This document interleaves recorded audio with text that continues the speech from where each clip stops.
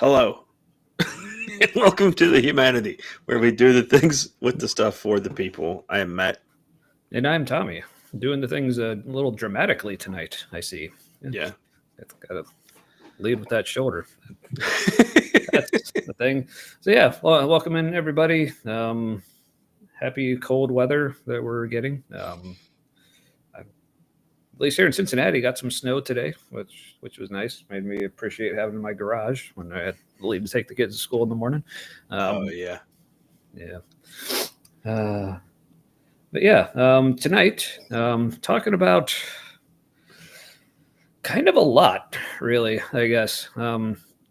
Topic or topics or whatever I've been kind of wanting to do an episode on. I'm sure there's a lot of stuff we probably touched on here and there because this is kind of stuff I think about a lot, but just the whole, especially like, it seems like when a lot of people like on their deconstruction paths, like they're leaving, whether it's Christianity or insert other official religion or whatever, a lot of people still seem to want to stay, if you want to call it like spiritual, or maintain some sort of sense of like supernatural or belief in God, or like still, even like among that community, it's like going towards atheism is still seeming like, I don't know if frowned upon is the right word, but not as popular. So it's like nobody likes us, but that's okay.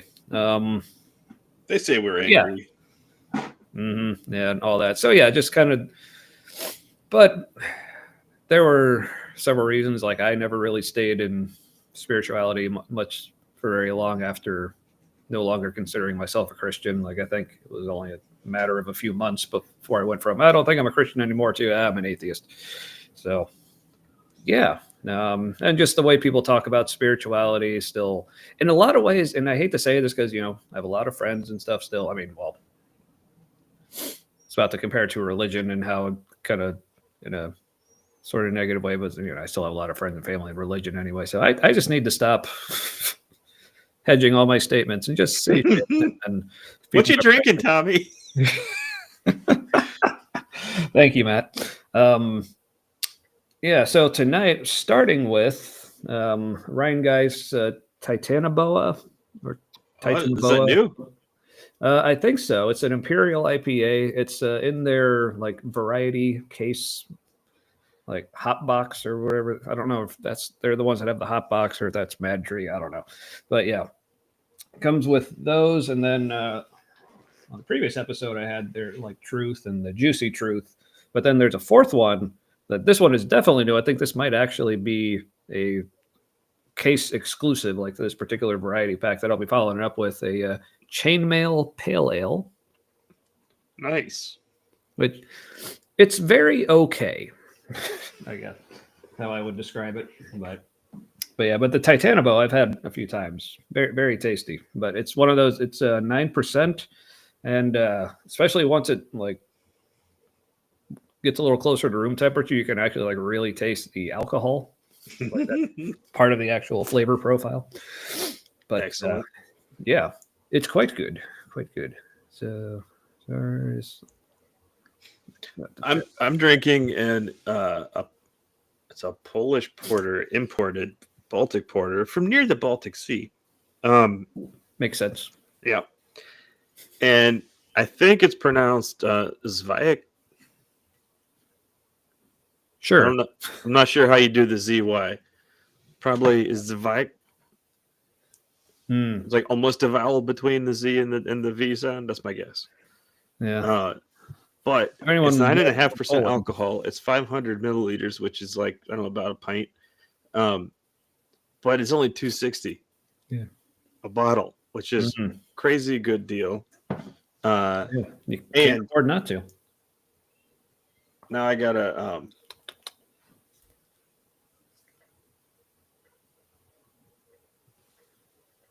let me see if I can. Here's the light.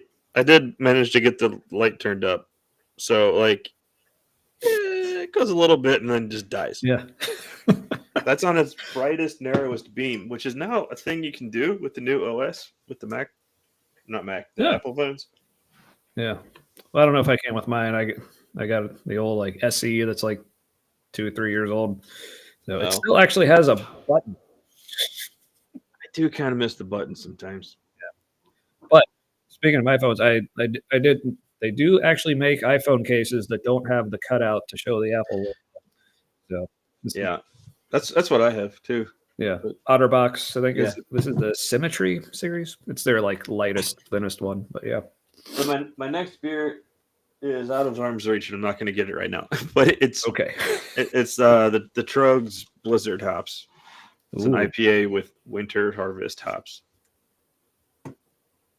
whatever that means. Yes. Yeah, I think just they're ripe in winter. I'm assuming different hop varieties like are harvested different times of the year, and That makes sense. that's why it matters. I don't know. Well, cool. Oh yeah. So if you were finished with the drink talk there, another announcement I have. So I forget if I mentioned this on the show or not, but like last month, sometime shortly after the election, and with various concerns with the Christian nationalisms and other such things, like something I'd been thinking about doing for a while, but then finally just decided to go in on was I became a dues paying member of the Freedom from Religion Foundation, which I highly recommend. If people aren't familiar with them, look them up. It was started by Dan Barker, who is an awesome dude. If you're not familiar with him, just like go on YouTube, search Dan Barker, talking religion, atheism. He's been in some debates, which he's done really well at, written a bunch of books. But then at the same time, They're going to be busy. Yeah, they do a lot of like legal advocacy and like legal protection when people get sued or whatever. Yeah, or things like when someone's noticing something like what they're doing in Oklahoma, where their state like school superintendent or whatever is like, we're going to require all public school classrooms to have Bibles, but not just any Bible. They need to be a leather-bound King James version that also contains copies or the text of the Constitution and the Declaration of Independence in it. Like, so they're like, so if anyone makes those Bibles, we'll buy them from you. So that's the Trump Bible. Any guess? I was going to say any guesses on who all actually makes those? Yeah, one Bible like that. That's a Trump Bible. What about the verse that says you're not supposed to add anything to the Bible, like anything to the Scripture? That's like a super sin. Is right. Yeah. Mm-hmm. Yeah. That's why some people say you shouldn't even take notes or highlight anything in your book. Yeah.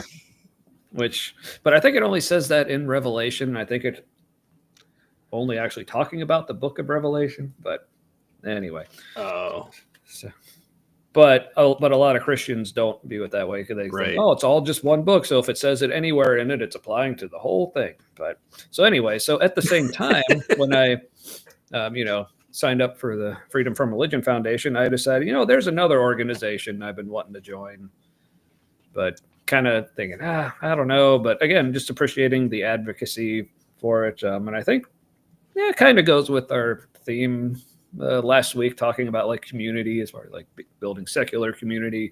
Now, still not sure exactly how much I'm going to get involved in it on that angle, but just in the mail yesterday, finally, I received my official member certificate from the Satanic Temple. See? Yep. Very nice. It's got the nice shiny logo there. And look, that's my name. Also came with a pretty sweet membership card, complete with the 7 fundamental tenets. Yeah, and all those tenets are great. Read. Yes. They're all like how to be a quality human. I'll just read like the first and the last one, just getting an idea. So the first one should strive to act with compassion and empathy towards all creatures in accordance with reason. Like, sold. But then I love the final one. It says every tenet is a guiding principle designed to inspire nobility in action and thought. The spirit of compassion, wisdom, and justice should always prevail over the written or spoken word. So they're like, and they're all not pretty even much super flawless. Like, and as a whole, Like, Yeah. like very difficult to abuse. Mm-hmm. Like you couldn't be like you couldn't. It would be really hard to use them to actually do something evil. Ironically, Mm-hmm. Yeah. So yeah, actually, I showed the tenets to my kids last night, like when it came in, and they're both like, "Oh, that's actually pretty good." I'm like, right? But no, but as a whole, the group can be a little edgy, right, which but that's like I said, intentional. Yeah. yeah. So that's like I said, I still don't know if I even necessarily consider myself a Satanist, even though I guess I technically am now. I don't know, but because also in case people are not familiar with the groups like the Satanic Temple or most Satanist groups, like most of them do not actually believe in an actual Satan. They're actually pretty atheistic groups. They just using Satan more as like a metaphor or icon, inspiration, whatever. Um, but yeah, like I said, I just viewed it more as I was just wanting to give them a donation to kind of because I appreciate their activism efforts and then and in return I got some pretty cool swag. So Swag. yeah, so yeah, all that. Trying out a new function, blurred out my Oh yeah, background. yeah. I was watching. It's like ooh, had my attention. So yes, our Oh, I'm gonna have too many of those going off tonight. ooh. Oh well. It's reminders Or about anything. taking care of my kids Uh, because I'll forget. yeah. Such as the neuro spicy life. Anyway, so yeah.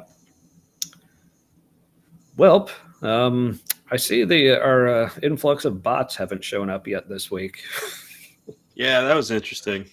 Yeah, for anyone who was watching last week, which was apparently a lot. Yeah, we just had like an absurd amount of views last week. Like we'd never broken 1,000 before, and like I think just by the time the stream ended, we had like 1.4 thousand, and it since went up to like 1.5 thousand. But only like 3 people were actually commenting. So, which again, we appreciate you, but Well, and I think Facebook counts a view as lingering or hitting play. Doesn't mean you watched very much. right, right. Yeah, even if like you like start the video, click off of it, come back on. It's like every time you click off and come back on, like that counts as a new view and stuff. So, but even then, like even with that, like I said, our views have never been anywhere near that. So, Yeah. so They've Facebook has it was called Lizard Zuck. Mark Zuckerberg. He had a meeting with Trump at Mar-a-Lago, and so I think they're working something out. And around the same time, like anything that like might sound like religious stuff, got like a super boost. That's my guess. They're trying out some new stuff. I don't know. It's gonna be interesting. yeah, Some of my government benefits already got cut, so looking forward to more of that. Yeah. Ohio's getting all kinds of excited. They're doing things before he's even in office.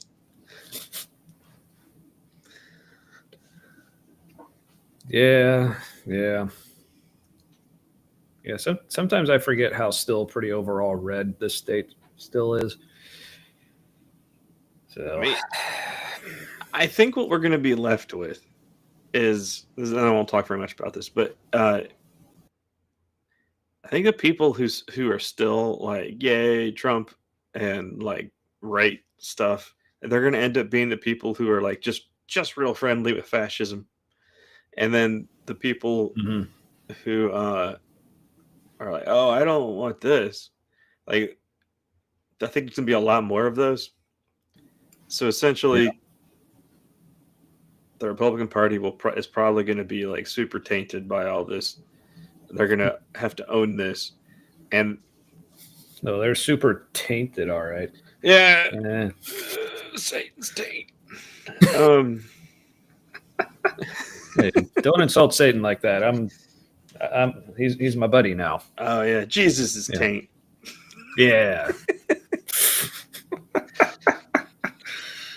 Gross, man. You know nobody showered.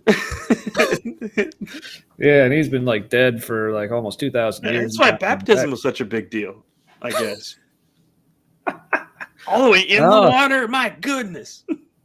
Is it bath day already? It's like, man, you like it's that symbolism, like, oh, like you don't smell like death anymore. Like, oh, it's the whole like new life. That's where that came from. I get it now. All right. Well, we solved like, it.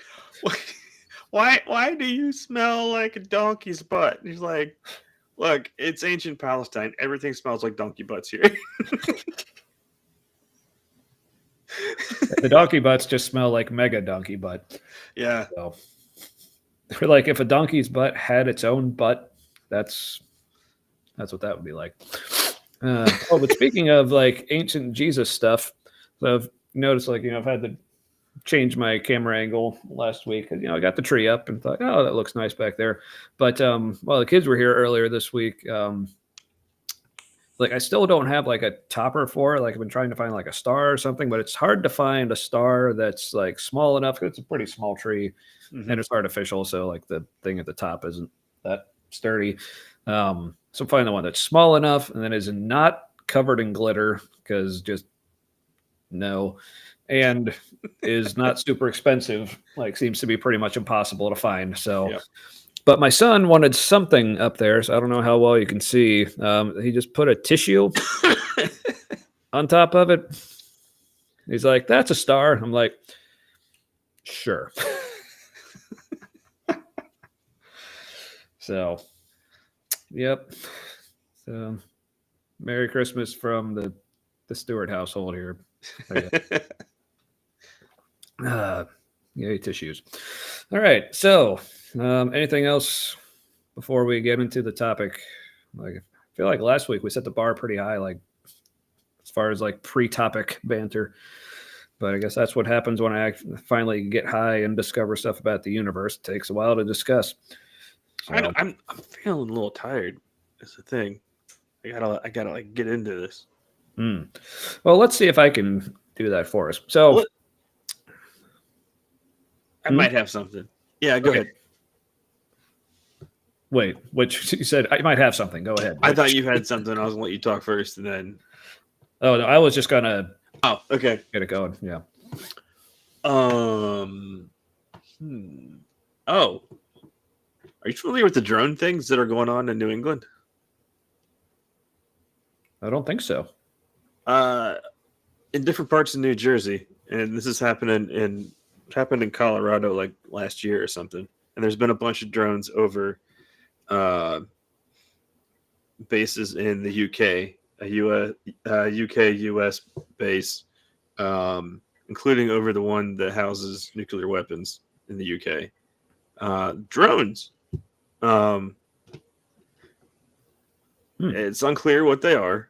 They have flight lights like the red and greens, like airplanes have. So their production from somewhere, like they're like meant to be in the skies, and they're human craft. Doesn't make sense why aliens would like be spoofing the red and green. Like just pretending. They're trying to blend in, but they're big. Like some of these are like SUV sized. Somebody just saw a school bus sized one. I saw a photo of one. It looked like one of those flying car pods, but it didn't. It had like these weird oval things on the side, and it's not like there's like impeller fan things that they have on some flying cars. It's not like that. It didn't look like a jet engine. They look like they pivot. They don't make like propeller noises. They make kind of a hum or like a buzz, but not like like drone blades or helicopter blades, what sounds would make. And yeah, it's really interesting. They haven't been brought down partially because if they have batteries on board and they get shot, and those batteries will catch on fire, and now you just have like a flaming projectile that just won't go out. When it hits something, it's just going to keep burning until the batteries burn out. Yeah. So it's very interesting. It's either the FBI is involved looking into it. They haven't been able to bring him down with standard like RF interference stuff because they would have. There is an EMP option where it's like a microwave pulse option. But the thing with that is that it would go out like a cone. And so it would just like take everything down in that cone in the sky. So it would like get everything else, like commercial like planes. Yeah. It would get other military planes. And if they have an option to narrow that beam to aim it more, that would be something that you wouldn't want other countries to know we have. And there's a chance that it is like Chinese drones testing out responses and stuff, trying to provoke the U.S. to use something they want to find out we have. Yeah. But yeah, there's some of them look triangle shaped. It's bizarre. It's really interesting. Yeah. It doesn't seem to be an op from like the regular military, like a psyop of some kind to try to like get people worked up and like try to get more tax money for certain defense programs or something. It's all very interesting. Yeah. Kind of freaky because there's all like people look out in their backyard and there's like 6 glowing lights in the sky that are just hovering. Sometimes they move a little. I don't know. But why do they have lights on them though? Like, wouldn't they want to like not be seen? Right. So why do they want? So if it's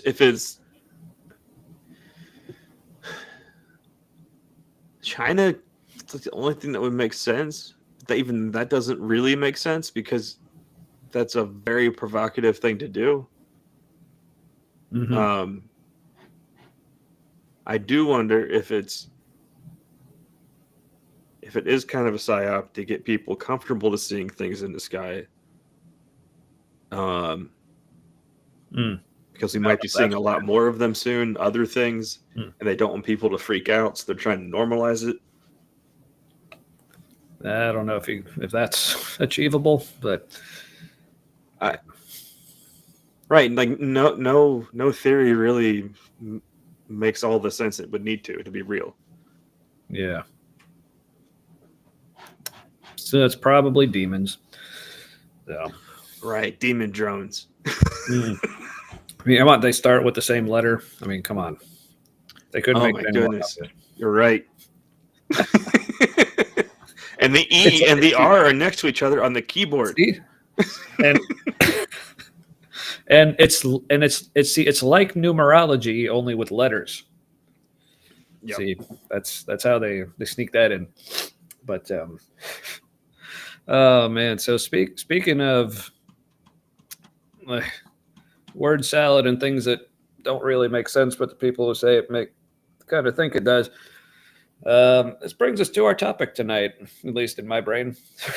So the topic of like spirituality and how like its approach at like trying to find answers, and does it find answers, and are answers even the point, and how do we even know if they're the point or not? And like, is that an answer? So like I said, this is like a bunch of things we kind of touched on, some of it, stuff I wanted to talk about for a while, but it kind of got triggered, I guess would be one way to put it. I think it was over the weekend. I was watching by Rainn Wilson. Yeah, I was watching an interview with Rainn Wilson. That people know, probably most famous for being playing Dwight Schrute on the American show, The Office, not the original British one, but man, that came out like almost 20 years ago now. Old. Anyway, so yeah, Rainn Wilson being interviewed by Alex O'Connor, one of my favorite like YouTubers. Oh, yeah. He's, like, Did he have his mustache in that one? He did, but he recently shaved it because he had he reached like a certain number of subscribers, so he had like a 10 or 12 hour live stream on which like they shaved the mustache off as part of it, and which I guess I was happy with. I mean, I didn't really mind it too much, but yeah, look, it was. Yeah. But yeah. So Alex has a podcast, Within Reason, which is a really cool show. I'd recommend people checking out.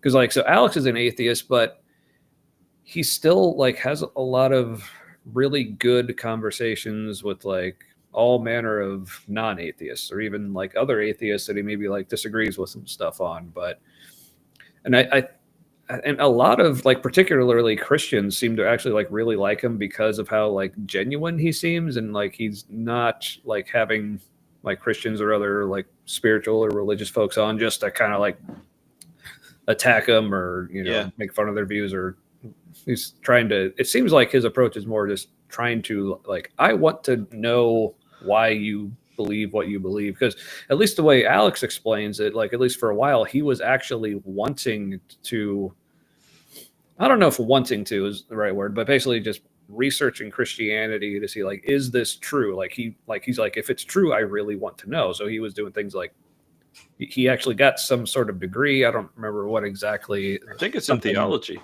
Yeah, theology. That was it. He from Oxford or something. Yeah, and he's British, so that makes sense.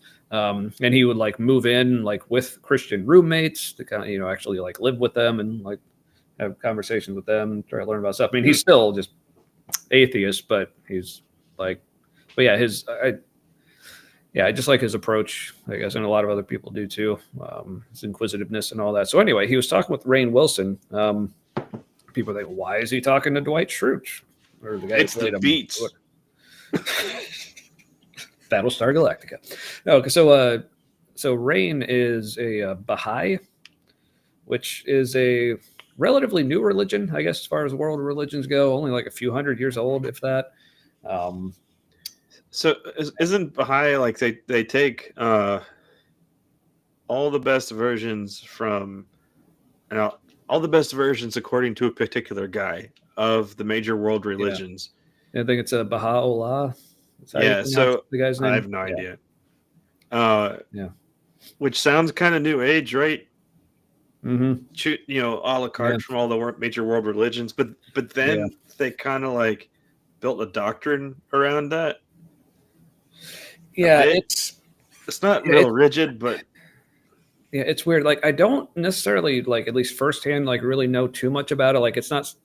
I probably like read on it a little bit, but most of my knowledge of it just comes from either from hearing from Rainn. I've heard Rainn talk about Baha'i a couple times, and there was this guy in a Facebook group I was in a couple years ago who was Baha'i, and I would have like conversations with him, and he'd be telling me like what it was all about, and I'd be like, oh, that sounds good for you. Kind of. It's like if you could take mediocrity and turn it into a religion, like that's kind of. It's just like weird. Anybody would be like that excited about it. Yeah, but it. I mean, I guess to their credit though, like most Baha'is, they tend to be like pretty chill about it. Like they're not really into like evangelism. Like it seems like kind of part of their deal is they really don't care if anyone else is Baha'i or not. But they really want you to know they are. Well, some maybe, yeah. At least the one experience. Yeah.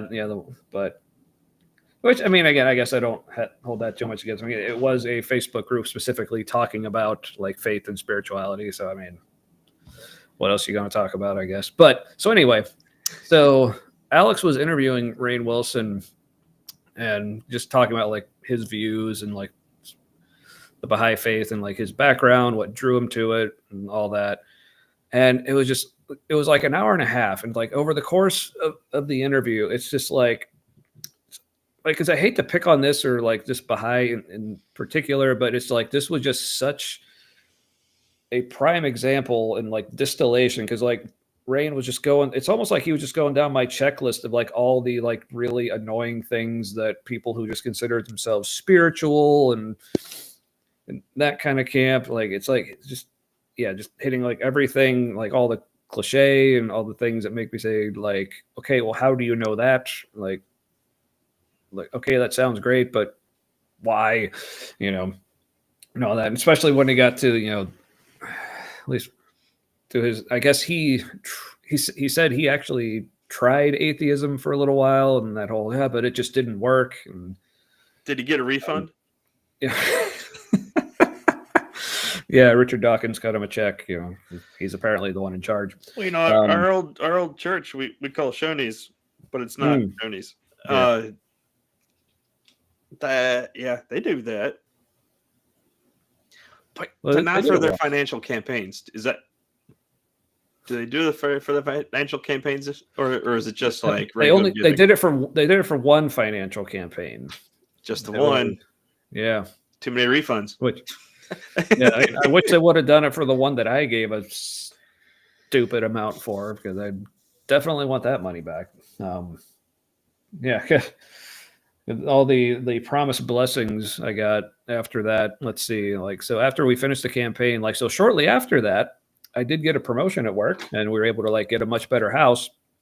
But ever since then, like when the pandemic hit, I lost the job, and then we also lost the house, and then I got cancer, and then divorce. So, I think a pandemic deserves a refund. Yeah. I mean, right? I think like churches should probably just refund everybody's money. That like all of them. Yeah, they're like, we couldn't stop it, folks. Yeah, we'll do better. All those prayers, man. But I swear they work on some things. Now, anyway. I was just thinking, like, if a believer heard us like joking about that, they would think that we're a little serious. Like, we really are making the argument, and like that Christianity is that reductive. No, we're being sarcastic. And yeah, mostly. You know what I mean? Mm-hmm. Yeah, I mean, there's some truth there, but yes, we understand that. Like, I've just been realizing how, like, I was trying to remember how I saw things when I was conservative. Now that I'm on the left, and like, I see the same things I saw before very differently now. Right. I think I just assumed that like lefties were just ridiculous people or illogical, or you know what I mean?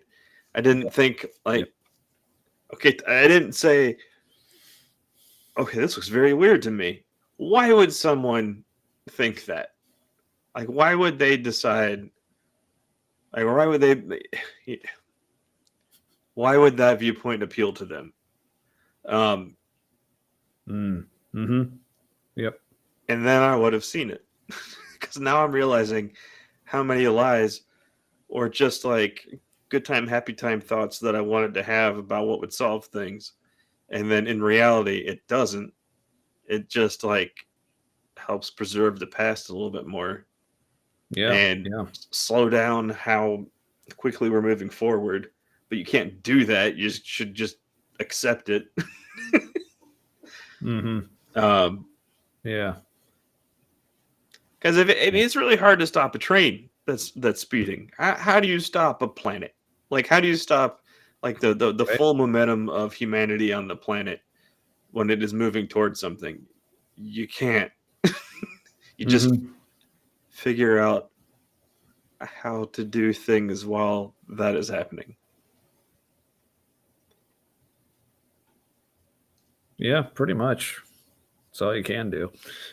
Yeah.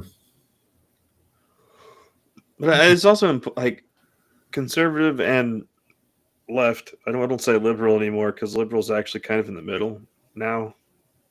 They're like middle right. it's weird.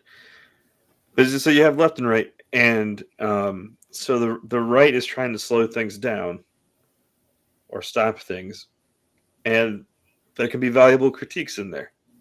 Like it might be a good idea to slow down in certain respects, and then like people on the left, like trying to move people forward because we are going forward, and so that tug of war in there, I think, is it can provide a good balance as long as everybody understands that we're moving forward, and we're just trying to figure out the best way to do that. If we're trying to stop that, we're headed for calamity because you just can't. Right. So that was a side tangent. Yeah, it's all right. It was a good one. But yeah, so yeah, back to Rainn Wilson. So he was talking about, and again, I feel like I need to throw out a few more disclaimers here. Like I said, we're going to be referencing this interview a lot, but I don't want it to come across like we're picking on Rainn or on the Baha'i faith or whatever. But like I said, this one interview was just such a encapsulation of like all the things about this kind of thinking that I swear we're going to get into here eventually. Just the ways they put things that just really kind of annoy me. So I will also say tonight I'm going to be coming dangerously close, if not just outright, just things I don't normally try, or I normally try not to do, is like get to make it sound like I'm like mocking certain points of view or getting too like frustrated with, like I said, we know people who consider themselves spiritual and or religious, but if I'm just completely honest, like there are just so many things with all those like ways of thinking that just really bother me. And I guess starting with now if somebody's like if somebody were explaining to you, or like or they were describing themselves as spiritual but not religious or whatever, and it just is where they are. In my opinion, that's not obnoxious.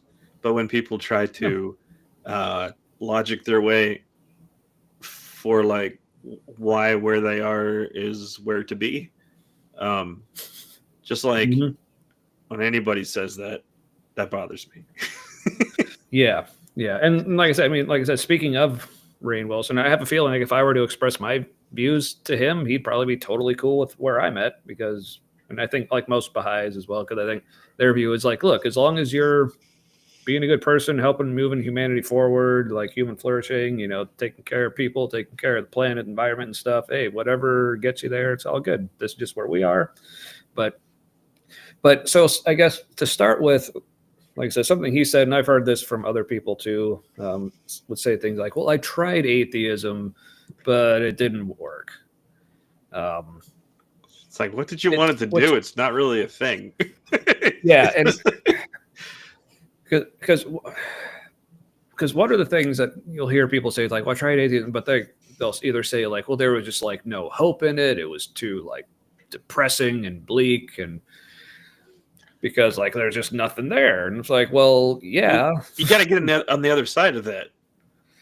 Yeah, it's because like again, at least essentially all atheism is saying is like I lack a belief in God or gods, or I maybe even believe there are none. Like that's where I'm at. Like I'm perfectly fine saying there just are none. I'm not saying I know for sure. I'm just, if I'm honest, that's what I think. If I had to put money on it, gun to my head, all that. It can seem a little, at least for me, like there was kind of a bleak acceptance phase where the likely reality of things was setting in, and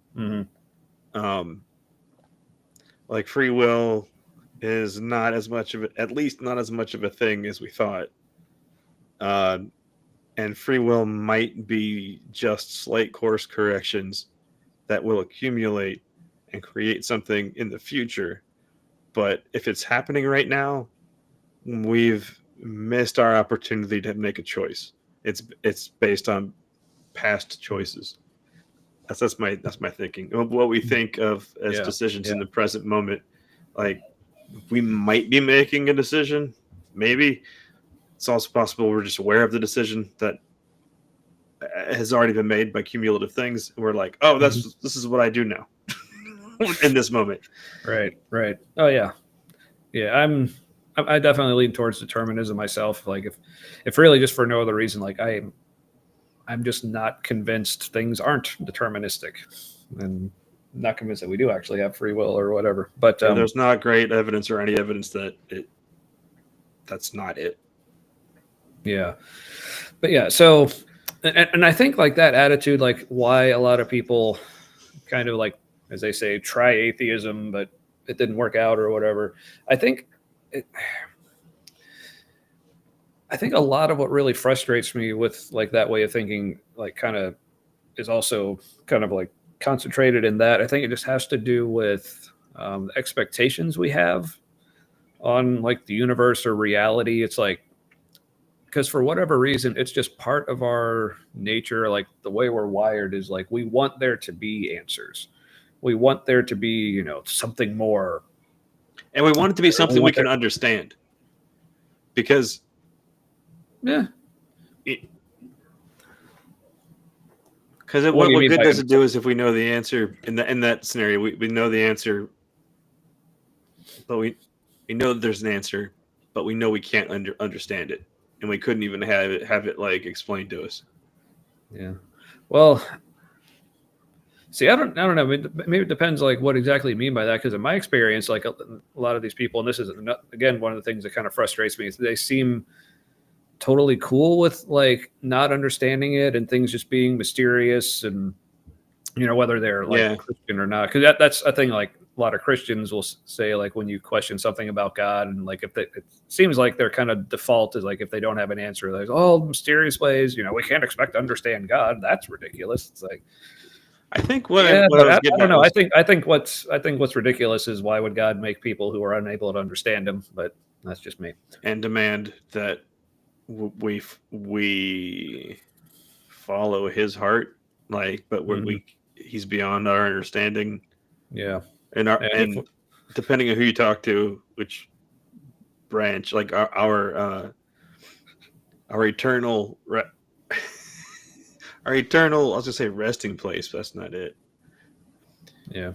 Our eternal place of being like depends on getting it right, but it's mysterious and you can't get a solid answer. Yeah. Or even like for the universalists who don't think, we're all going to go to heaven anyway, but then still like, but they still believe that this life is important and God wants to have a relationship with us now during this life, and that'll make it like so much better than it would be otherwise. So it's like, so yeah, I think we need to stop calling whatever comes next heaven or hell, because that has like very human descriptions, and if there is something, it's just scientifically true. Like it doesn't have to fit. It's not going to fit neatly into a human story. Yeah. Like I think there might be a chance that like our consciousness is sort of like piloting us, like our physical forms, kind of like you're in a video game in first person.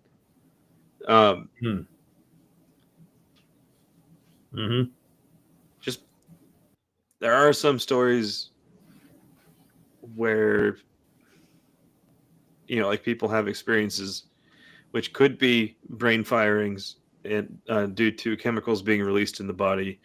It's also possible that the cause and the effect are reversed, and those things are happening in the body because the consciousness is having an experience somewhere else. You know what I mean? Maybe. Like it happen. Like the chemicals don't so much cause it as it's happening at the same time, because these two simultaneous things are happening that are like the cause and effect of each other. Yeah.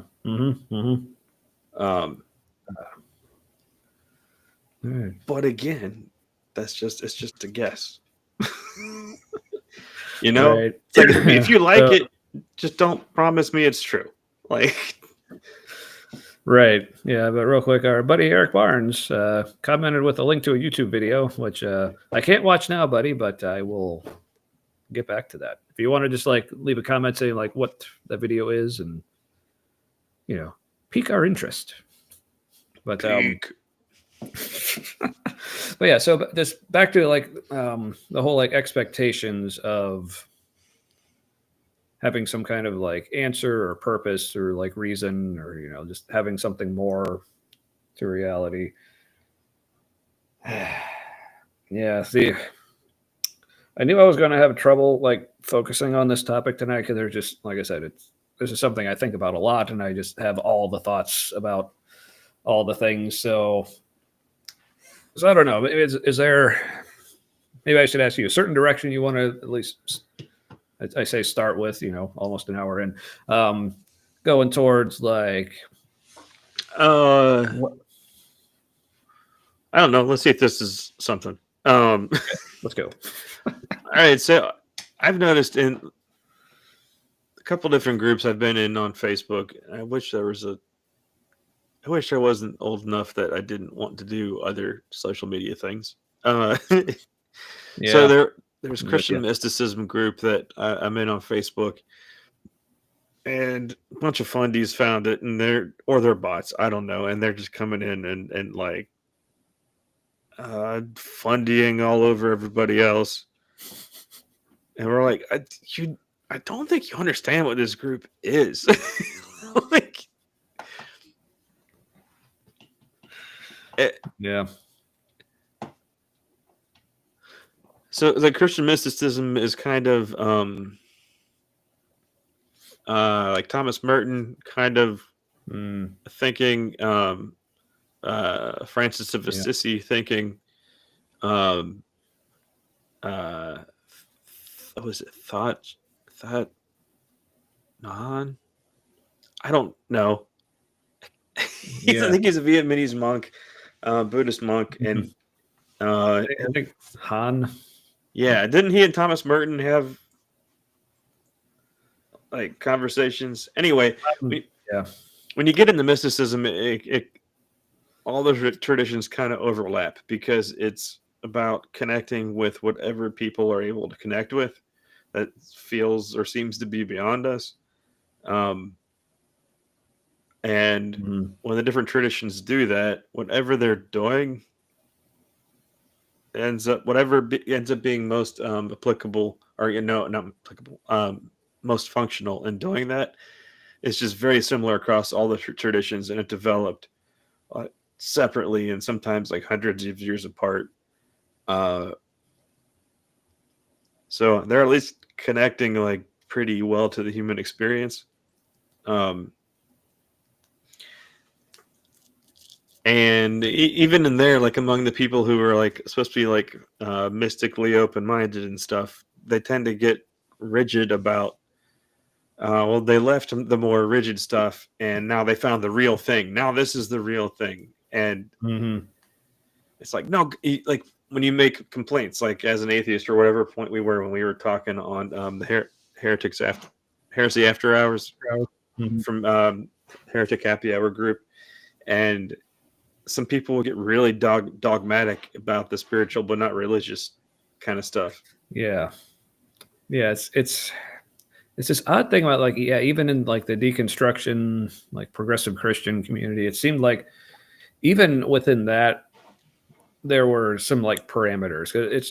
It's like they had like borders like on either end. It's almost like, people probably wouldn't say this, but it was almost like this understanding like, well, unless you've crossed these certain lines and you're not really deconstructing, you're not really a progressive Christian. Like, so for instance, like it would not go over too well in that group if you said things like, well, I still think homosexuality is wrong, or I'm actually like against abortion, or I think, I believe in young earth creation, and like all these like things like if you like, as much as this group tried to be all about like presenting themselves as being like super open-minded and like we can talk about anything, like all views are welcome, like all views were not welcome.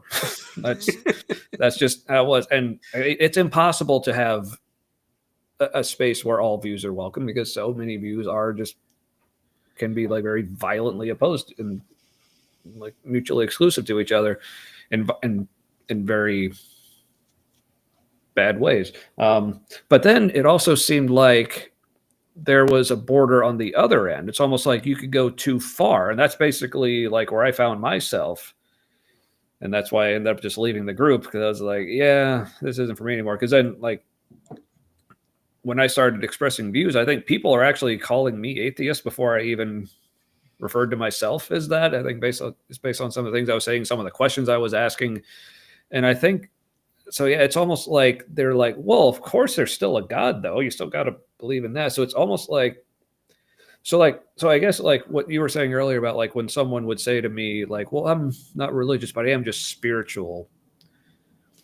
Honestly, like I said, yeah, it's fine in and of itself, whatever. But honestly, like my question for them, like if they're fine with me asking, is like, but why? I think, and I know they have their reasons, but yeah, I think the reason ultimately. So if somebody's spiritual but not religious, and wait, what'd you say? That like something about they call themselves a Christian still, or no? Did I imagine that? you may have. Okay, never mind. Yeah. I was saying like call themselves spiritual but not religious was what I was talking about just now. Trying to think what else I said that may have been kind of like that. I don't know. I may have imagined it combined. Well, I think it was in my head. Like, yeah, it could be. It might have had to do with like when I was talking about like in that group saying, like I say, before I was even actually necessarily saying it myself, but basically expressing views that seemed more atheistic, but it's like, well, there's still got to be a God, clearly, and I'm like, does there though? But I think actually the final thing that caused me to end up leaving the group is like I just made a post about how I just was no longer even a fan of Jesus, and I found like even like a lot of things that he said in the Gospels, at least that as we have them written, like they're actually kind of disturbing and messed up. But which originally the post was actually declined by one of the admins. Now, to his credit, like I did like direct message the guy and say, hey, what's up? And we had a good conversation, and he ended up eventually, begrudgingly like letting it through. But then he saw like the conversation that ensued, and he messaged me back like, see, this is what I was talking about. I'm like, what? He's like, well, here's the thing that first bothered me about it. And I asked him like, why did you reject my post? And one of the things he said was, I just don't see like what it adds to the conversation.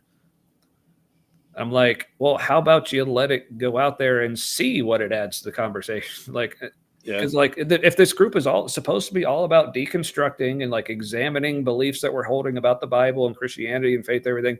Okay, I'm just taking that same approach, like, but aiming it at Jesus, which no one in the group really seemed comfortable with doing for whatever reason. I was like, yeah, we'll go after, violent depictions of God in the Bible. We'll go after viewing homosexuality as a sin. We'll go after biblical inerrancy. We'll go after, hell and all this stuff. Like, oh, but you can't go after Jesus. Like, so after that, I was like, yeah, I'm just done with this group. Now, I still have a lot of friends who from that group. Some people are still in it, probably. Some people, I think, also kind of left with me or about the same time, including our buddy Derek Day. He left. Who used to be a host on the show. Yeah. He left like for similar reasons. Like he also had like a post or something that was also rejected and stuff. And he just like, yeah, not for me anymore. But yeah. I get that they know their audience, and they're like, this just won't go well. And yeah, when you start protecting holy things, it inevitably, when you have something considered holy, that means that idea is more valuable than people, and it inevitably, you will hurt people, and if you get it institutionalized and governmentalized, like it'll lead to atrocities. Because I don't know if people realize this, but we came up with ideas.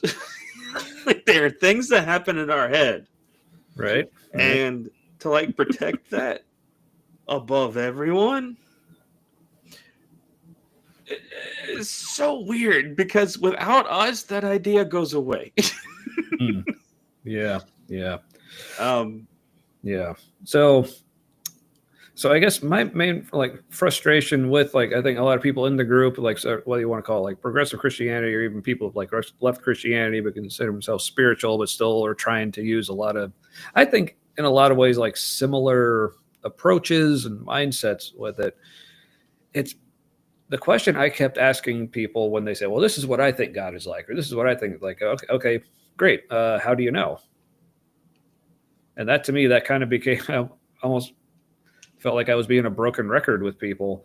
Because again, you also got to think like back to my story and like where this was in my life. This is me like going through stage 4 cancer and then recovering from and then losing my faith and thinking, okay, I need something solid because like my entire world has just been rocked on like multiple levels.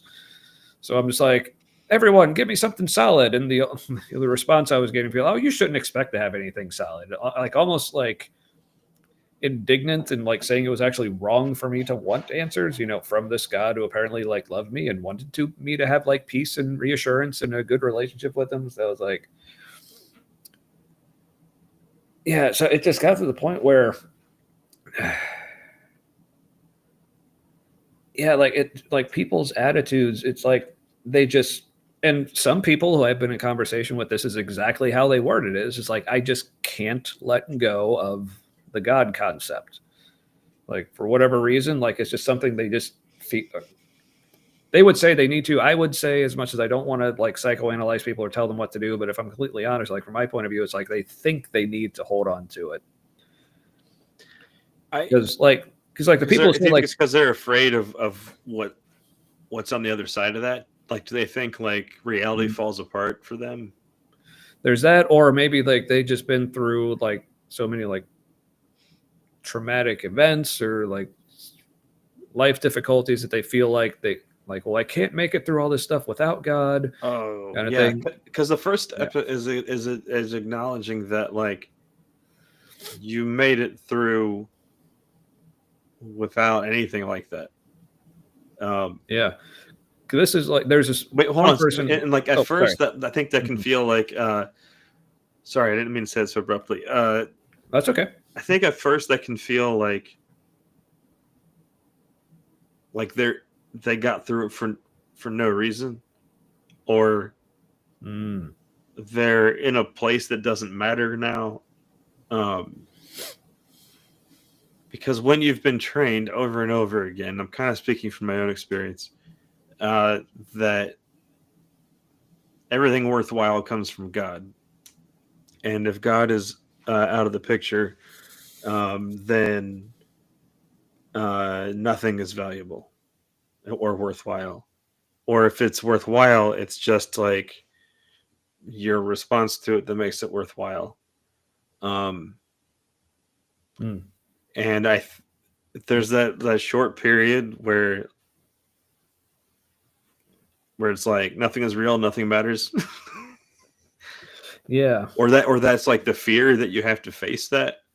And that only looks like that will be the case because of the training and propaganda you've received.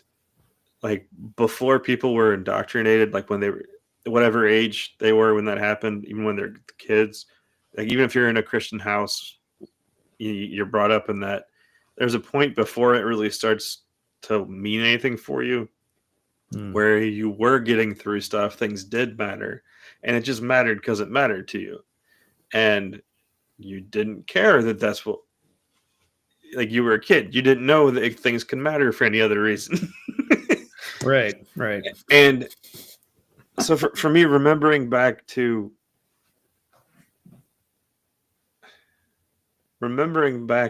things mattering before I was given a reason, like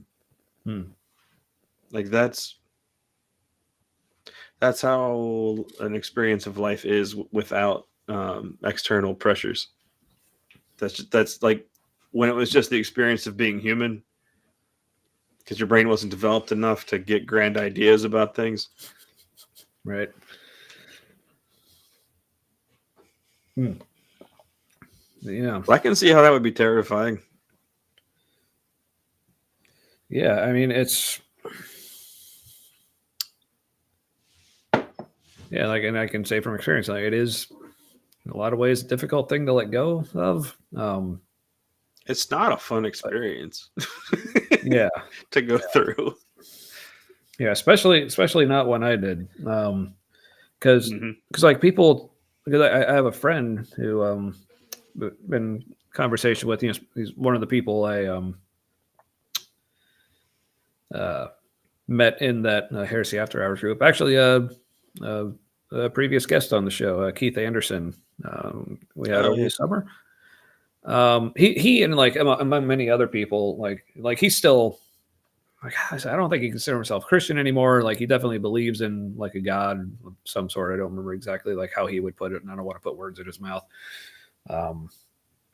But he, among others, people who like still believe whether like Christian or not, they would still tell me like that they like kind of like respected and admired like how I was able to go through that, or at least come out of it anyway, like without a belief in God. It's almost like doing it without that. I don't want to use the word crutch, and they didn't use the word crutch, but I just can't think of another word, or support, or whatever. But I mean, the way I put it is like, well, first of all, like it wasn't like it was a choice; it just kind of happened.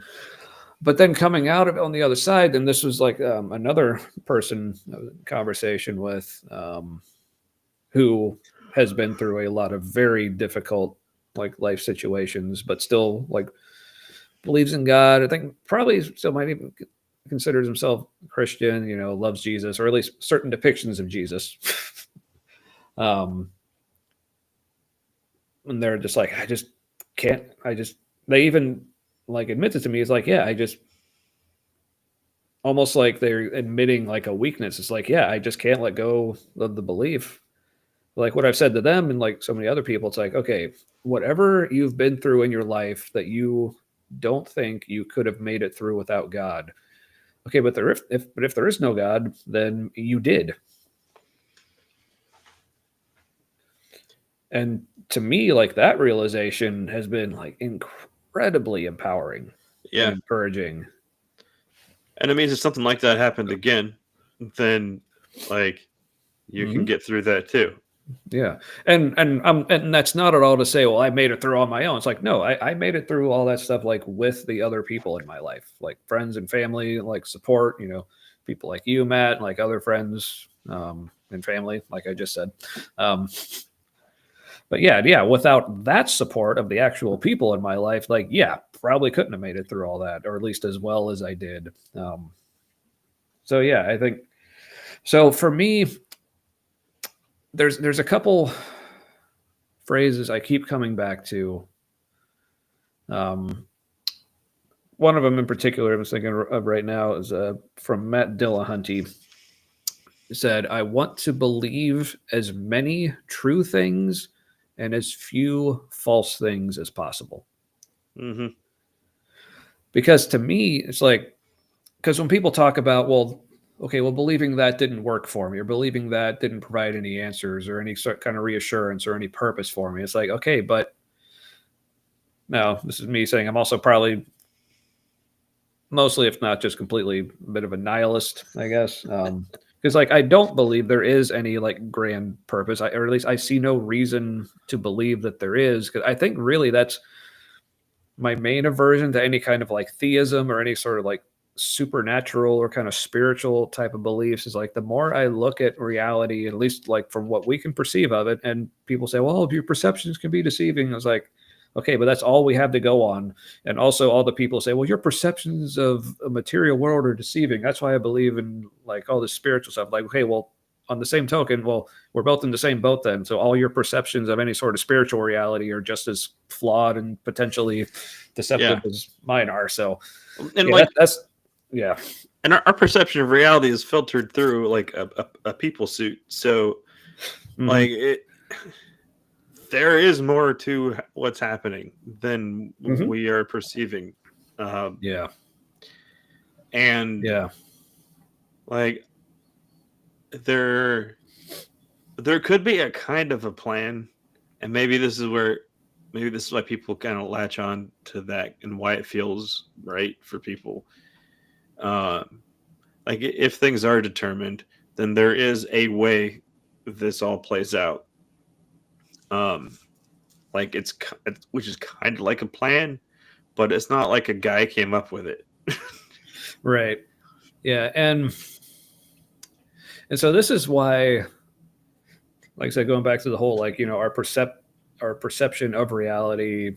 I mean, it's kind of ironic. We've basically been able to figure out through our flawed perceptions just how flawed our perception is or can be.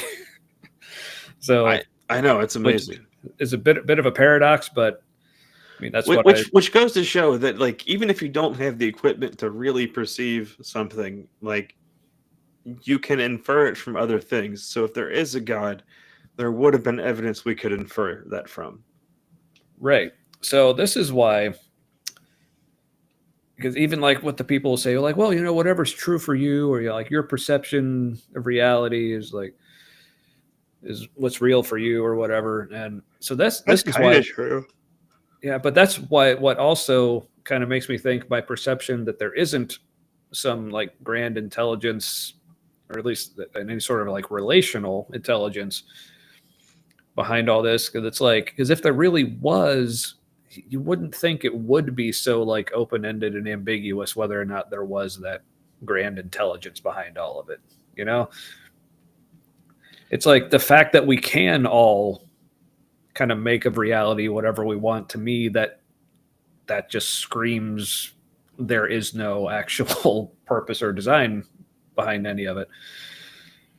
There could be an ultimate truth, though. Oh yeah, I mean, I do believe that there is some sort of like an actual like objective like reality and truth. It's like probably math, but like it's probably an equation. Yeah. But then but back to the whole, which people, hey, that means like part of the equation can understand the equation. Ooh. Because like if there is an ultimate like equation that links all of the science together, we're part of that science, and we're able to figure it out. I know we shouldn't be able to. That doesn't make sense. Or should we? Yeah. There's no shoulds. I think we'll understand more and more of it, and then you don't really understand all of it until you are the universe. Kind of like to understand everything in the universe, you need like a brain the size of the universe. That kind of conundrum. Yes, which brings me back to my experience of getting high over the weekend a couple weekends ago and watching metal videos on YouTube. It's the slow elevator to the universe. It's the way to go, man. So going back to that, like Matt Dillahunty quote, like, I want to know as many true things and as few false things as possible. And he emphasized like why he added the as few false things. He's like, because if all I want to do is believe as many true things, and I'll just like believe whatever, then like kind of by default, I'm believing a bunch of true stuff now. But he's like, but I also want to avoid believing false things. And that's kind of like where I'm at, is because it's almost like I almost don't care.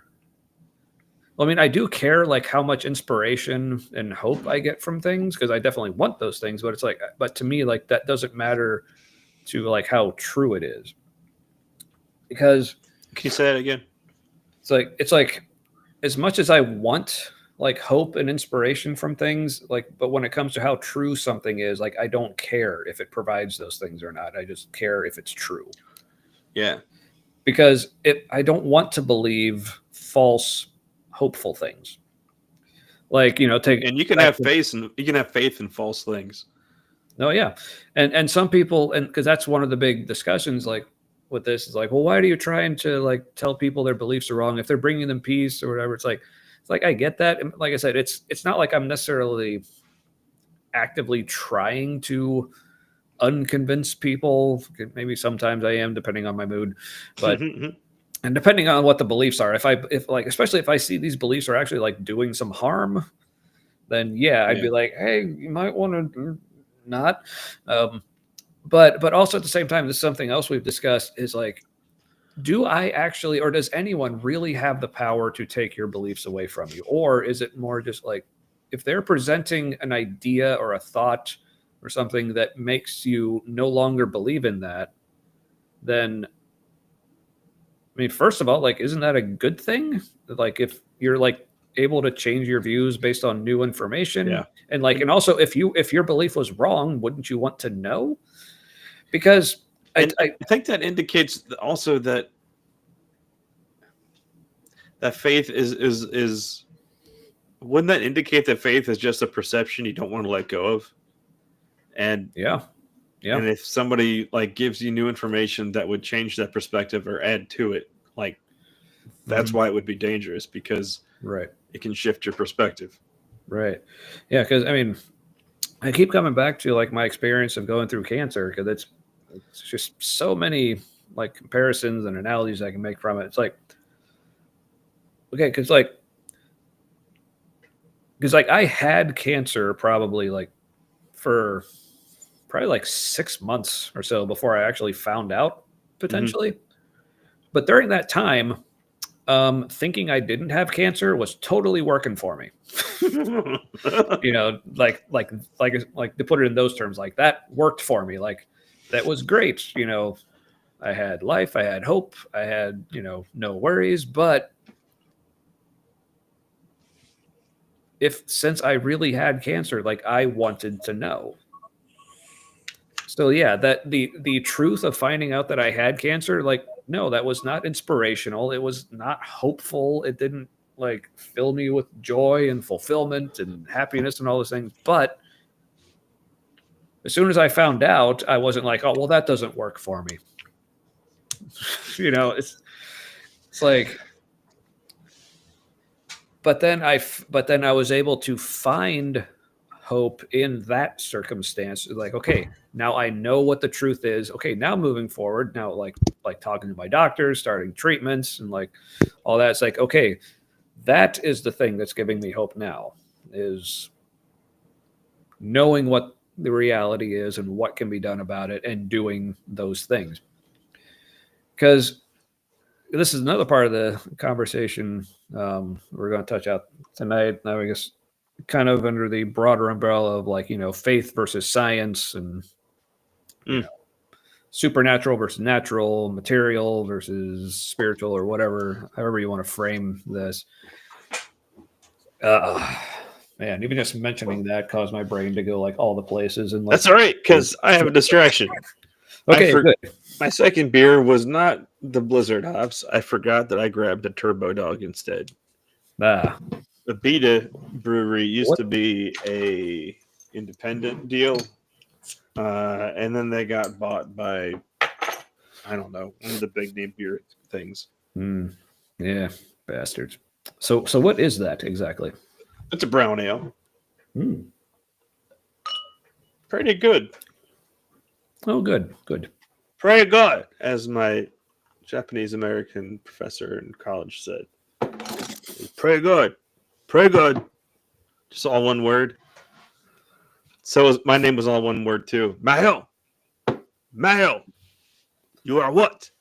Late again. Hear that a lot, did you? I did. In fact, he went off on me one time, but when I came in late, I thought he was just going off on the class in general. And people are like, he really laid into you. And I'm like, what?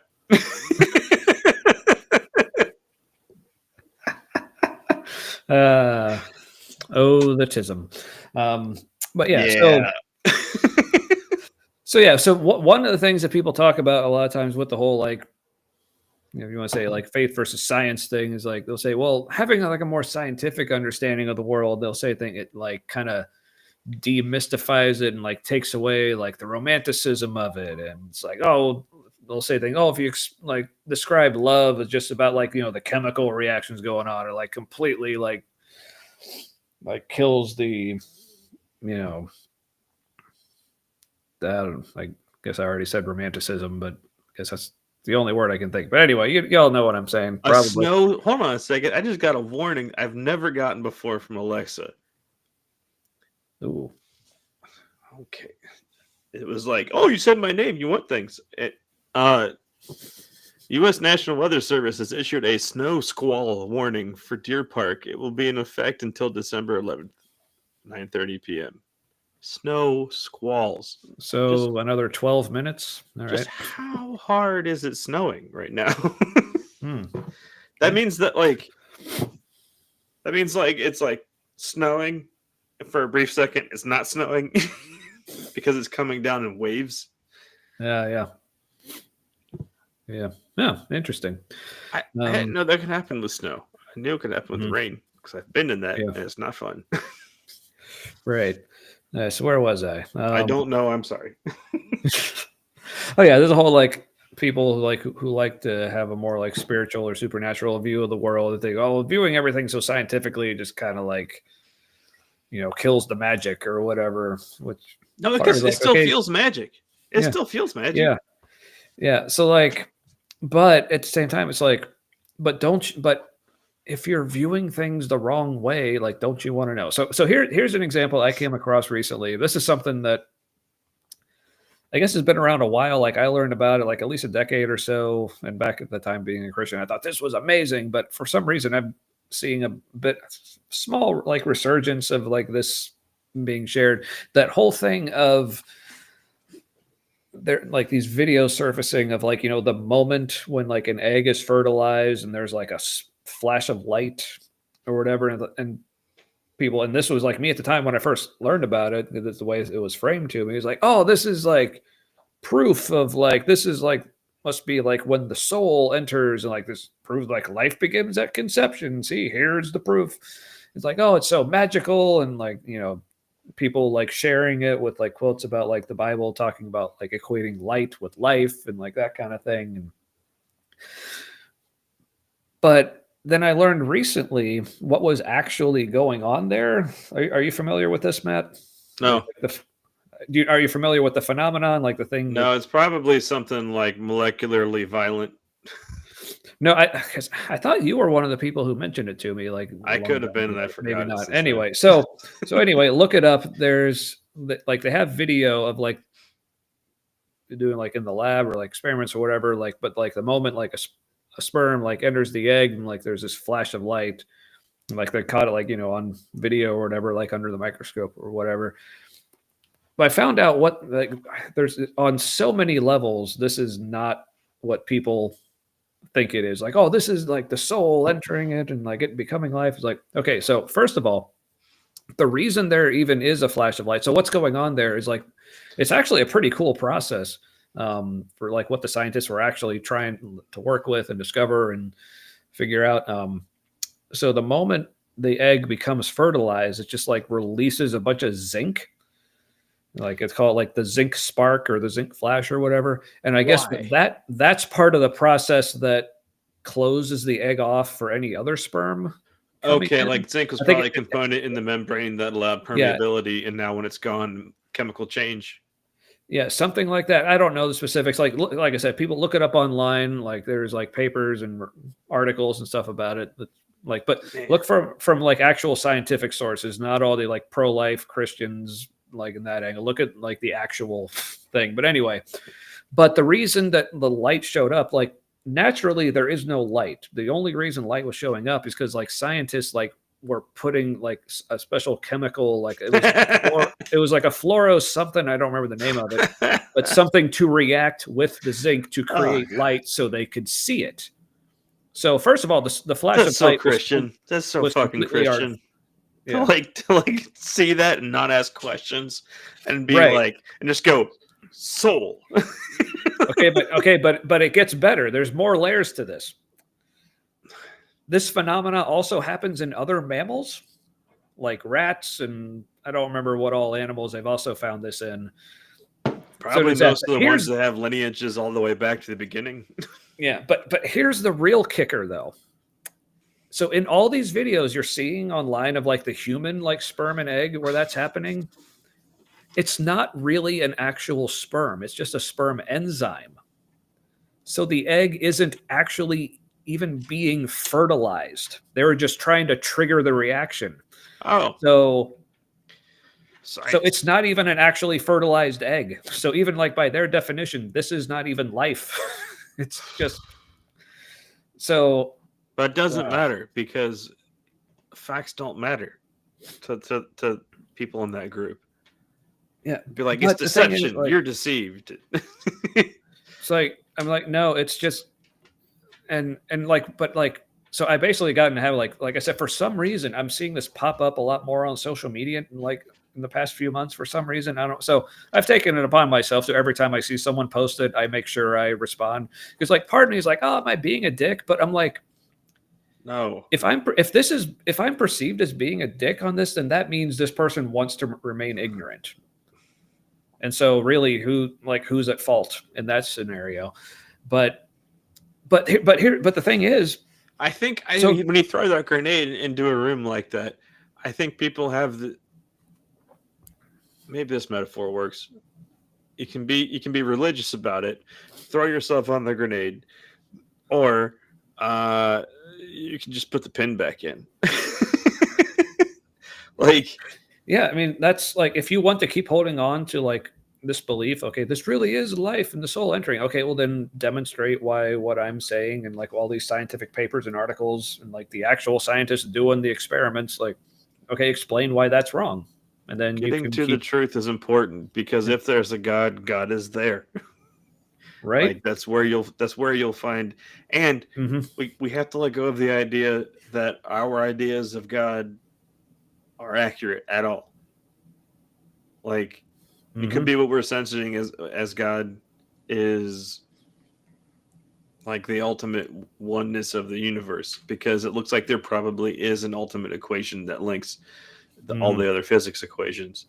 Yeah. And if that's the case, then like all of this is one singular thing. It is kind of like the projected hologram, not in the sense that we think holograms like Star Wars and stuff, but this is what that equation looks like when it plays out. This is how it is experienced as from a human perspective within the equation. Right. So, yeah, I don't know. Let's find the ultimate truth. And if we were wrong and it's not God, and I don't think it is, then why not worship what it is? If you're going to worship anything, worship what it is and always be trying to find out. Yeah. I mean, I guess I'm not really a fan of worshiping anything. Too much to the chagrin of the everyone worships something crowd.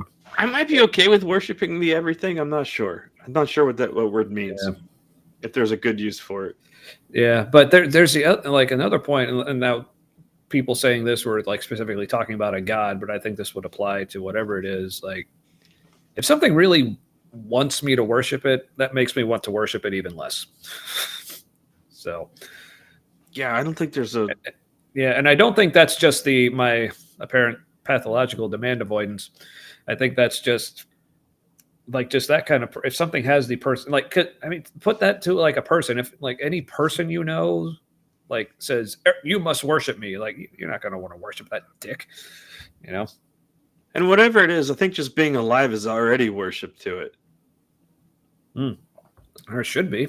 Yeah. I think our words are too narrowly focused with that. You got to transcend and include everything in order to get to the root of everything. Indeed. Yeah. A good place to start is thinking God is both good and evil, in my opinion.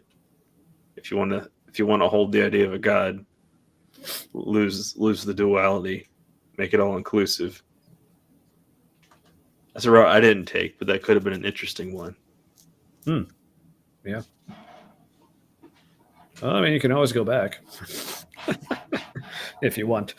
But then that makes good and the concepts of good and evil irrelevant, and it ends up just being like this species' preference. Oh yeah. Oh yeah, but back to the whole like fertilized egg, flash of light thing. Now the cool thing about it is like so like I said, scientists were doing this like for an actual reason. Like they weren't trying to discover the soul. They usually are. Whatever. Yeah. There's just so many things about this that are like so typical of like particular like your fundagelicals or whatever like you want to call them. It's like Fundigellos. It's like science is trying to Fundigelicos. You're squishy. But yeah, like so many things, it's like science is trying to do a cool thing, but then like Christianity or whatever is trying to co-opt it for their own like agenda and completely missing the point of what's actually going on. So what these scientists were doing is they were trying to find a way to recognize certain eggs as being like more viable for things like IVF, in vitro fertilization, which is like, super practical application, can do a lot of good for a lot of people. Like, contrary to what the Pope will tell you about IVF, Yeah, IVF is probably going to get restricted here pretty soon. Yeah, which is super weird because I thought the racist wanted more white babies. And it's mostly white people who can afford that. So, right? At least in the United States. Yeah, no, for sure. I was gonna say, what's the equivalent of the dog catching the car that's about to happen? Is this like the pig eating its own ass? I don't know. Like, what's about to happen? I have a feeling it's going to be something like that. But yeah, but it's just to me like there were just so many. Like I said, not just the levels of like how wrong like the pro-life Christians were about it, but also just like all the levels of how like this is just so typical of them, like not just like misunderstanding a scientific thing, completely missing the point, but then also just the general concept of wanting to give credit to God for something that is completely like a natural, even like scientific process. So yeah, it just had all the things in that one example. But I feel like wanting to connect it to God, it is a colonization of that experience by organized religion, where like that kind of like wonderment that happens just like naturally in response to that. And putting a particular story and vocabulary around it, and then kind of like stealing it and saying, no, your experience is part of the story. And yes, that is, I really bristle at that. Right. Because that's something I was even getting from like the non-fundamental, like from the like progressive, like deconstructing Christians, like when I was like kind of letting go of my belief in God, like I would say, well, here's the things I do believe in. Like I believe in love. I believe in truth. I believe in being at peace. Like, I believe in the beauty I see in nature and like reality and all that. And like, but then like all these like more spiritually type folks would say, like, oh, well, that's God. You do believe in God. I'm like, fuck you. Don't put your words on my experience. Right. It's like, and I did that. Like, that was like a big part of what. Oh yeah, like one of my favorite. I remember William Paul Young, the author of The Shack. I remember. Yeah, I didn't finish that. I started it. It was all right. I never read it, and at this point, I don't know what the point would be. But no, it was a big deal for people. They were deconstructing. Yeah. But I remember he was interviewed on the Heretic Happy Hour, the podcast we were referencing before, and there was something he said on there because there's that old like tired like Christian like evangelist trope of, and because this thing that they think would totally work on the atheists and non-believers, like, well, tell me about the God you don't believe in. Like, oh, he sounds terrible. I don't believe in that God either. Ha ha. It's like.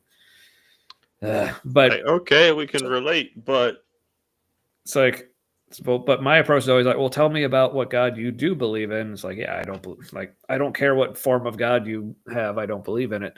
But but William Paul Young, his like, Yeah, so the when he's being problem interviewed, really isn't that like we don't believe in the same God. Like the problem is like I just don't believe that there is one. Like yeah, like until yeah. Anyway, so William Paul Young, his approach, and at the time I remember hearing this and it like was like blowing my mind. It's like, oh, that is so amazing.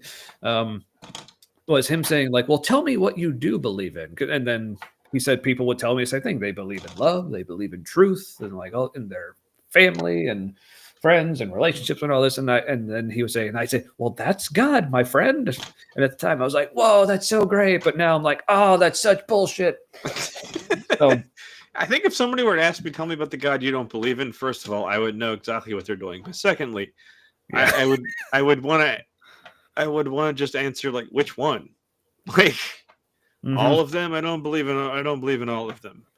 Yeah. If there's one, it's like science-y kind of thing, and our stories are getting at it, but it's not that. Yeah.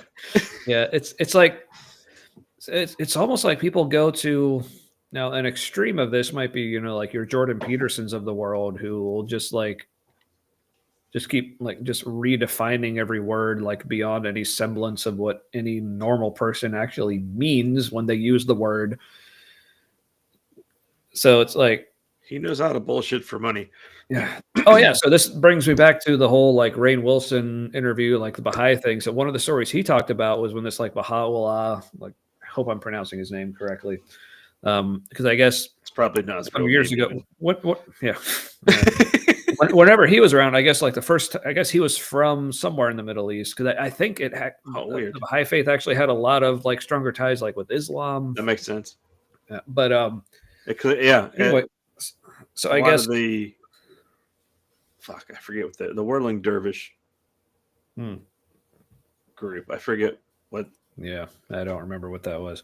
Damn but it. anyway, so I gotta find out because I really like their poetry. I forget. Ah, cool. But anyway, so I guess the first time he came to the United States, it was like a big deal. So Rainn was like recounting that, but he said like one of the questions that people asked him was like, well, do you believe in Satan?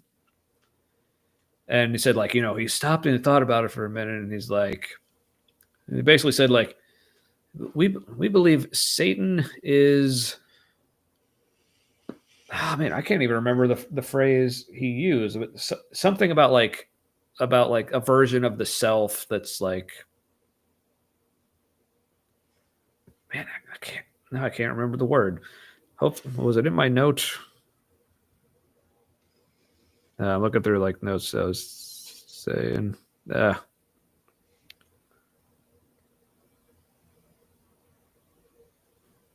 yeah, I didn't write it down, but he basically said like it's like it's something about this that like the self that was like perverted or out of control or like the unexamined. It wasn't like it wasn't the unexamined self, but it was something like that. So yeah, totally like. So, but I was like, okay, that's a cool concept, a cool thing to think about. Not what the people were asking. Like they were like, yeah. It's like, so basically what you're telling me is no. Like what I, the asker, meant by do you believe in Satan? You don't believe in that. Okay, but you, for some reason, didn't want to say no. You wanted to. Now, I think I can kind of see why they wouldn't want to say no because I think Satan is probably an anthropomorphizing of the refining fire, to use Christianese, that is in every human being. It's that critical voice that we label as evil, at least in like modern American Christianity. That it's that critical voice that is evolutionarily, I think, supposed to cause us to always be better. It's supposed to tear down what can be torn down. So it can, so we can focus on the things that are actually better. And I think that we need to not shun that like it's an evil external thing. Is we have to recognize that like it's there for a purpose. It's supposed to, that just that phrasing like that, it's supposed to tear down what can be torn down. So I've been thinking about if I have that negative voice inside telling me something, and then I think like, okay, can that be torn down? Like, is that something sturdy or not? And if it is, then I just say, fuck that noise. I'm not listening to that. Like, and that just happened Right. last night after watching. If you haven't seen this, Tommy, you got to watch. This artist called Ren. And I'm like a year behind on this. But he I've has a heard of song it. called Hi Ren. I watched like half of it. Yeah. It's equal parts a song and a very short one-man stage production. Yeah. Okay. So here, Its so mental here was, health stuff was yeah. so perfect. Yeah. So my impression of that, like, it's not so much I dislike it. This is the thing that happens with me a lot. I don't know if this is like related to the whole like demand avoidance thing, but it's like, It's very possible. but it's like with something like that like going into it, like I know is already like super popular, and like everyone who's talking about it is saying like this is amazing, this is the best thing ever. So I start watching it, I'm like, this is okay, but I'm not. I guess it's just not hitting me the way it is. It's hitting other people. So, but it's like I almost feel obligated to like it, but I'm not. So that's just kind of making me more frustrated. So now I just don't like it anymore. That sounds like demand avoidance. Yeah. Yeah. That like I didn't want to watch it because I had a sense that it would be very impactful, and I'm like, I don't want that right now. Yeah. And plus, it's also wait, hold on. His insights on mental health and like hearing that negative voice and saying all the things and like the response back and like identifying, like realizing that like you identify more with the positive voice and or you want that one to win, and just recognizing that in yourself, and then his little short speech at the end. Like having been to the mental part of the hospital myself, that is the message you need to hear to get to somewhere better. It's like you stop rejecting part of yourself. It's not going anywhere. right. And that swing back and forth is just being human. Yeah. Which that makes me think of the approach that my therapist uses, called like ACT. ACT, it stands for acceptance commitment therapy. Yeah, it seems acceptance like is huge. Yeah, it's like I said, I've only like met with her twice. We haven't really gone like super in depth. From what little I know about it, it's like, yeah, that seems like that's the approach. It's like it's not about like labeling thoughts you have as like good or bad. It's just like taking what they are, like examining them, and like it involves like doing like mindfulness exercises, which I'm realizing I really suck at. but she's like, yeah, it's okay. Everyone's terrible at it at first. I'm like, all right, well, No, it does take a little bit, but like it's from my experience, it's not like there are achievements along the way. It's not like you have to beat the game in order to get the benefits. And what I figured out, like what I've realizing, like one of my biggest problems with it is like, so I'll like try to do, whether I'm actually like doing a mindfulness exercise or just trying to take like any activity, like just drinking my coffee in the morning or taking a shower and just trying to like do like the whole mindfulness thing through that. My problem is like, as soon as I start actually like doing the mindfulness thing, what my brain does, it goes, hey, I'm doing it. I'm totally killing this. But then it starts saying, oh, this is great. Like my therapist is going to be so proud. And I'm like, oh, wait, I'm not doing it anymore. But yeah, but back to the whole, the Ren like music thing. And I think another reason why I just wasn't as into it, part of this is like, this happens a lot, like with any kind of just because of how obsessed like with music I am, and like how much like when I am into music, how much it really does like so deeply affect me. But also with the type of music that I'm into, like pretty much no one else gets it the way I do, or at least not a lot of people that I know. Probably the closest would be people like you and Richard, who are also at least somewhat into like the more like like extreme versions of metal and stuff like that I'm into. But so when it comes to songs like Ren, and this, like I said, this happens with all kind, like pretty much like any kind of song or music that gets like super popular, but I'm not into. Like I just get like very bitter about that because I'm like, okay, the way all these people are reacting to this song, I'm like, okay, this is how I feel about like so many other songs. Like, why don't you people like these other songs as much as I do? Like, I want to talk to you about those songs. It's like I want to talk to people. Like the way people are feeling about Ren is like, it's like I want to talk to them about like, you know, the Pain Remains trilogy from Lorna Shore. I want to talk about like how listening to like Anal Nathrak's song like Hold Your Children Close and Pray for Oblivion, like how much that just like completely like takes over my brain and makes me feel like everything at once, and makes me want to like it makes me a very unsafe driver whenever it comes on when I'm in the car. But yeah, no, everyone's just talking about Ren, and I'm like, damn it. So, you all right? Yeah, I just got a message.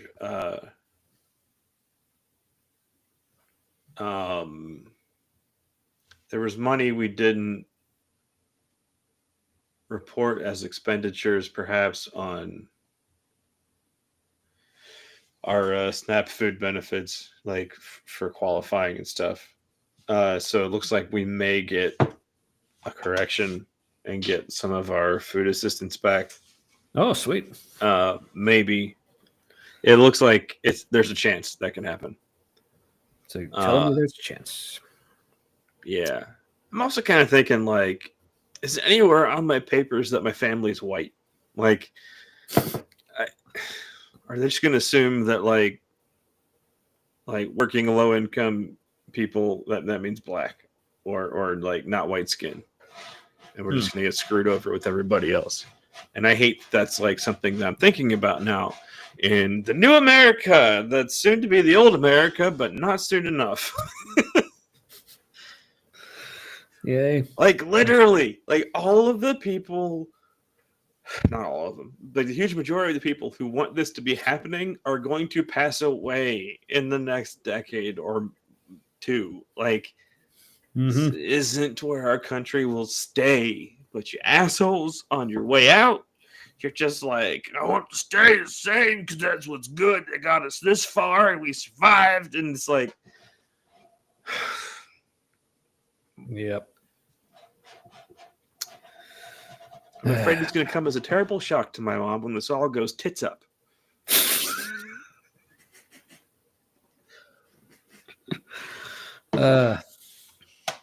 I wish I could get more things to go. I hold on to my prediction that we're going to find out what it is the people were holding on to. Like, I was going to say, as soon as we started talking about going tits up, our viewers came back. So I don't know if you heard what I said about that.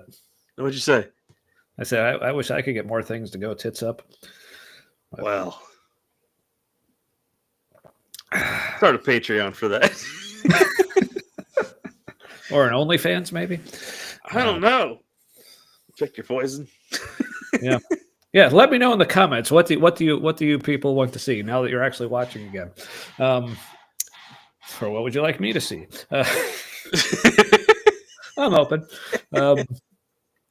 So yeah, so all right. So I'm thinking more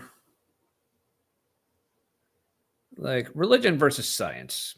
Like I almost feel like that could be like its own episode, and maybe we might do like another episode like more focused on that. But I guess one of my frustrations with, you know, like the whole, and I'm having trouble like in this whole conversation like not using like generalizations, but it's or labels. It's like, but it's so hard to talk about stuff without calling it a thing. So I guess I'll just use words, huh? Gotta use them. right. Bunch of bullshit. What But fucking I guess neurotypicals and normies with your words? Can't we just like listen to music or look at a painting and just get all the feels? Why right. you gotta bring your That's words into it? yeah. That's the way I describe like music that I like really get into. Like I like to say like music is how I feel. Like not the music is a representation of my feelings or it's like describing how I feel. Like no, it is like a lot of times music is literally like the mechanism by which I feel. Yeah, It is it's kind of like the that. yeah, yeah. Like it's Mm-hmm. I it's mean, my you've it's my seen, connection to this. yeah. I mean, you saw me at the Meshuggah show Hmm. like it's about a year ago now. It's like when it's music I really get into, like that's like because part of my thing is like with my personality, I find it difficult to have like adequate and accurate like emotional reactions to things because I'm like I just naturally do not emote very much unless it's like music that I'm super into, and then it's like I just almost can't help it. It just And then you try to headbang the floor. yep, pretty much. um, Fuck you, yeah. floor. Also, welcome to my world. I mean, come on, Meshuggah's playing Perpetual Black Second, and I'm having a just all the Also, things right now. Yeah. there's a lot less people near the floor. So it's kind of like I'm in a True. crowd having an experience by myself. Yep. Oh yeah, I was. Oh yeah, it was good It's times. much safer down there. Oh yeah, faux show. Absolutely. So yeah, but but speaking of labels, so I'll just I may just say like the spiritualist crowd or the people who are like into spirituality or whatever, they'll talk about things like science or naturalism or materialism or whatever, like almost like they'll say like they still like it, but and they still like believe in science and like yeah sure science is great, but it's like that can't provide like all the ultimate answers for everything, and I'm like well I mean yes and no. I mean I think the limitations of science to be able to answer things about reality I think aren't a limitation of science. I think it's more just a limitation of our abilities to use it, because I Yeah, that makes sense. yeah, our ways and our way to synthesize all of the science stuff is through our Mhm. senses and our experience. So it's more like the experience of science is very different than the mechanisms of it. Yeah, there's that Because too. one is holistic and the other is like sectional. Mhm. Yeah, because a lot of the people who believe in like the supernatural and like the spiritual realm or whatever are things that are will say, well, this is all beyond science. I'm like, That'd be well, a first. yeah, well, it's like so. First of all, like my issue with that is because, and maybe this is like a naive way to view it, but You're really, naive, like, Tommy. what's that? Yeah. I just called you naive. Well, yeah, I probably am about a lot of things. Um, yeah, so maybe this is a naive way to view science, but really, like my impression of it is, it's just the best way we've figured out to figure stuff out or like to know stuff, and it's like And so it like is the replacement for religion because religion was the old way to do that. yeah, like before we had like the tools or the technology or the capacity to examine reality on the level that we can now. Because like before, when like humans would observe things like wind, but they had no way to actually measure it or examine it to see like what was in the wind, what was causing the wind. It's like well, this thing is happening and it's affecting all of us in a very profound way. We should come up with something to say about it. But I mean, because yeah, I mean that's what people thought used to think of like the wind or breath. Like even like our word, respiration, like has a similar root to spirit because that's how we viewed like wind and breath. It was all spirit. I mean that's why again going back to I was about to say the Genesis creation story, but there's actually two Genesis creation stories. I think it's the second one. It's the good one. Yeah. The second one where like God forms Adam out of the dust and breathes into him the breath of life. I mean, that's what that is. Yeah. And now we're like, the explanation of like why the name Yahweh wasn't pronounced, and it is because like you literally couldn't. It was kind of the sound your mouth makes when you're breathing. Yeah, like Yahweh. Yeah. Mm-hmm. Yeah. But because there wasn't a vowel, it was just like opening your mouth, Yah, and then it's just so it's you're like, yeah. Just two different breathing noises. Right. So, which is really poetic. So, but then I guess what's that? It's really poetic. Oh yeah, absolutely. But I guess so. But I guess part of the problem that a lot of the more spiritualists or whatever will have with science is they'll say, "Oh, it's too limited." But it's because But before you had like the scientific method or like the ways to like actually figure this stuff out, and when like all you had was basically coming up with stories, I mean, that's like the only limit to that is your imagination. So if you want an answer for anything, you can come up with an answer, as long as it doesn't actually have to be scrutinized and falsified or whatever. And like, yeah, and it's got to be flexible enough that like maybe you can tweak it with new information.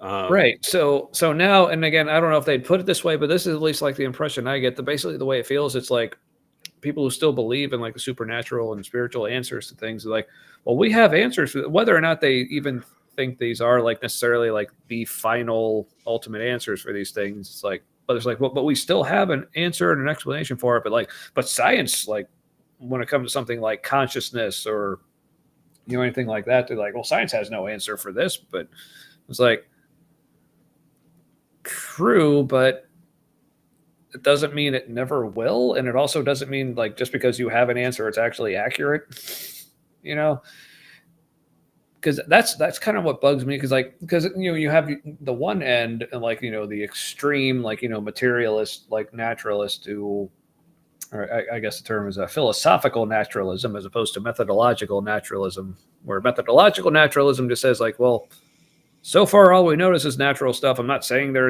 isn't anything supernatural. We just have no way of knowing yet. But then, like the philosophical naturalism is actually saying, like, no, there is no supernatural. Like, which I'm pretty damn close to that. But again, yeah, I can't say for sure. But like the more like supernaturalist, spiritualist, let's say, like their problem with. And it's almost like, in my experience, a lot of times they just kind of label like anyone with like a more naturalist or atheist or whatever kind of view. It's like, I think this is what humans do. We tend to lump other humans together in like certain categories. And this also goes back to the whole like, Rainn Wilson's things, like way him and like other people talk about atheism and their problems with it. Like almost anytime I hear someone like that talk about like atheism and their problems with it and like their experience and why it didn't work for them, it's like, I'm like, that doesn't sound like my experience with it at all. Like we were describing as like atheist and naturalist doesn't really sound like me, but I digress. Shocker. That's a shirt. But I digress. Yeah. By the way, London Storm, that guy who's the channel on YouTube. Mm-hmm. Oh, he used the phrase one time, but I digress, and it got a commenter like really irritated because apparently he wasn't using it right, and so he tries to use it in every video he makes now incorrectly. That's fantastic. And London Storm is. He definitely autistic, and he has said as much. And he showed an old video of his like years ago. One time, it was like, "Oh wow, you're really autistic, but you're really pulling it off compared to how you were." It's beautiful, but yeah. So as frustrated as like the like spiritualist types will get with the more like scientific naturalist crowd of saying, well, there can't possibly be a supernatural explanation for this. It's like, first of all, I don't know how many like scientists or whatever I've heard like actually go that far saying What that does it there just even can't mean? be. Like beyond natural? Like, Yeah, I mean, if it exists and and it interacts with our natural world, it is natural. It's right. just I mean, because beyond natural we understand. yeah, so their frustration, like with I guess my side of it, whatever. Like, but then I feel like it's equally as problematic, and because I hear a lot of them say this is like, well, there can't possibly be a naturalistic explanation for like consciousness seems to be like the big thing going around now that like is like the topic debate whatever. Um, yeah, but it's like There is, but it also seems to maybe include the whole universe yeah, and quantum that's cool. science. Yeah, because like with the whole like what you were saying, like, well, how can there like what does it even mean to be supernatural? Like how can that even be like a thing if it's something we can actually interact with? So several thoughts on this. We'll see how many I can remember and get to. Okay. One of the things that's frustrating with me, and like and again, I doubt any of them would actually word it this way, but at least my impression is with a lot of people, it's like to them, supernatural just means beyond our understanding, as if, and I think that's a bit of a, oh yeah, much like, going back to that whole, like, Baha'u'llah, like answering the question of like, oh, do you believe in Satan? But then like not actually answering the question, because I think a lot of that, it seems like the attitude behind that, and people will even say as much sometimes, like, well, that's not the question you should be asking. Like I'm answering the question you should be asking. It's like, I think there's a difference because, like, that's kind of like arrogant as fuck. it is. Yeah. I kind of feel like the other answer, like you described earlier, could be kind of a clarifying of terms. Because like, okay, here's what I consider that to be, and like, Right. which is different than what you consider that to be. And so then to continue that, I think they really should say, no, I don't believe in your version of that. Right. Yeah. At least say that. But yeah. So anyway, so when it comes to whole like the supernatural, like natural, like border, wherever that is, like to me, that's a bit of an arrogant approach to take to that is, and like I don't think they necessarily word it this way, but to me, it seems like with a lot of people, it's like their border of natural into supernatural is really just whatever the limit of human cognition is at the time. Basically, anything we don't understand, well, that's supernatural. But by that token, like think of like an earthworm or an ant or a amoeba or whatever. Like they can't understand us. Does that make us supernatural? Like, yes and no. I think it's, but mostly no to me. like, But things beyond our understanding will always seem supernatural. yes. Yeah. Yeah, I mean that's what like someone said like advanced enough. I can't remember the exact words, but something like technology that's like advanced enough like will always seem like magic to people who don't understand it. Sorry, I definitely butchered that quote from whoever it was, but yeah, it's just like I think we can't forget that like that experience will be supernatural or magical or spiritual. Yeah. And so I guess I'm thinking about it like it's kind of both. And both are like the scientific and the spiritual experiences of it are two parts of being human. And so they're real, like they're real experiences. I guess I don't know what maybe I don't know what real means. Yeah, it seems to keep changing, or like we're realizing we don't quite even understand what it means, or like here's what we thought it means, but then Like it's entirely possible that there's like another Earth right here, but because our senses don't pick it up. Yeah, so this is something that like completely blew my mind, because again, going back to, I don't know what this is going back to. That probably should say anyway. But just the idea of it seems like for a long time, like, and even nowadays, like people just kind of take for granted, like if something exists, like we can sense it. That's why, like, in the room I'm sitting in right now, like between like, my eyes and like my laptop screen right here, it's a couple feet, whatever. And I'd say, oh, there's nothing between my face and my laptop screen because I can see it clearly and there's nothing obstructing it. So we just like take for granted, oh, there's nothing there. No, there's like plenty of shit, like just in this couple feet between me and the screen. Like all the things that we can detect, like, and there's also more nothing than something everywhere. There's that too. But it's like we just kind of take for granted, like if a thing exists, like we're perceiving it, and if we're not perceiving a thing, then there's just nothing there.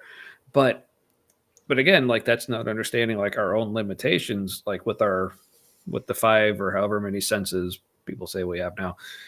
Like, so I remember hearing these people talk about like the idea of like a multiverse and how like other universes could even like exist like in pretty much like the same space where we are now, but if it's made of things that we do not possess the ability to detect, it's like a whole other universe could literally be like right here, like against my face. But if it's made of things that like I can't feel or like see, or it could even be part of our universe.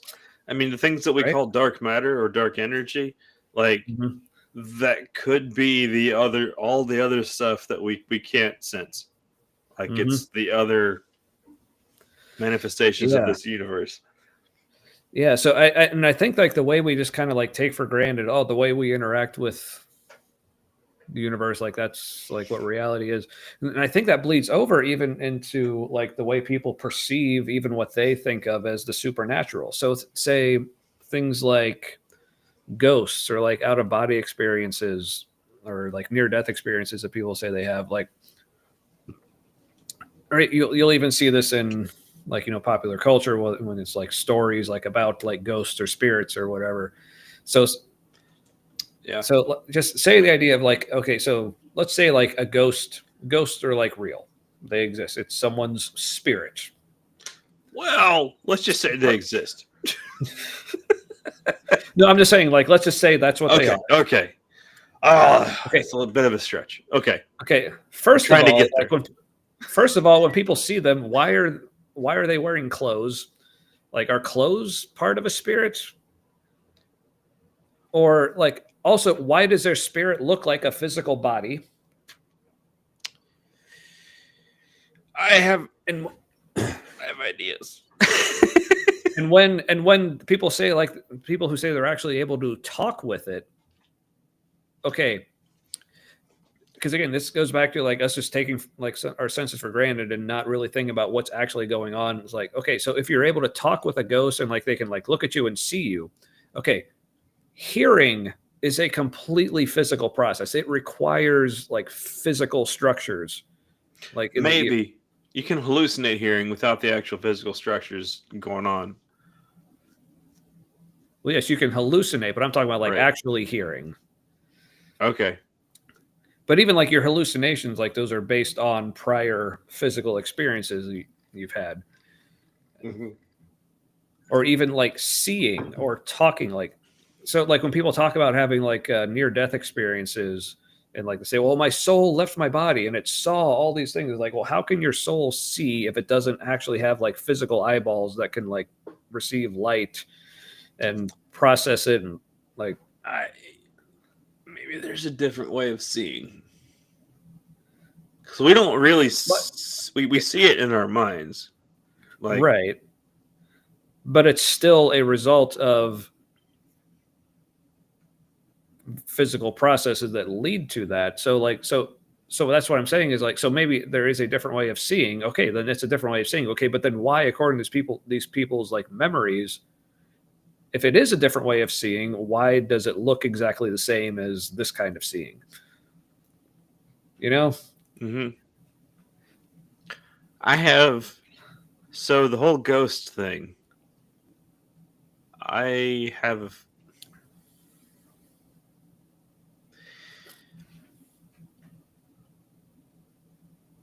I don't like the name ghosts because I think it's something.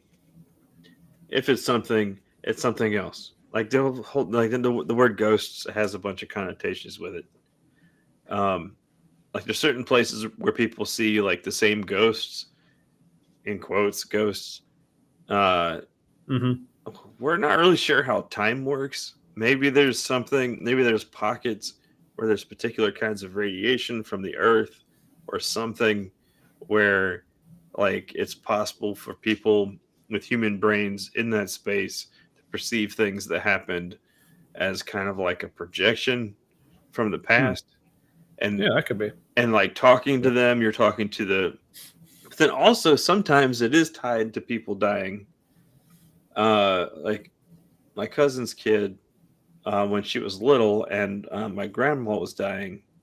Um, someone when she was passing away, like when people were in the room watching her, and she like lost touch with reality a little bit and was seeing like her brother that passed away when he was little and stuff. Um, she was like my my cousin's daughter saw her like in the bathroom with her while she was taking a bath. That's when she was real little, and uh, they realized.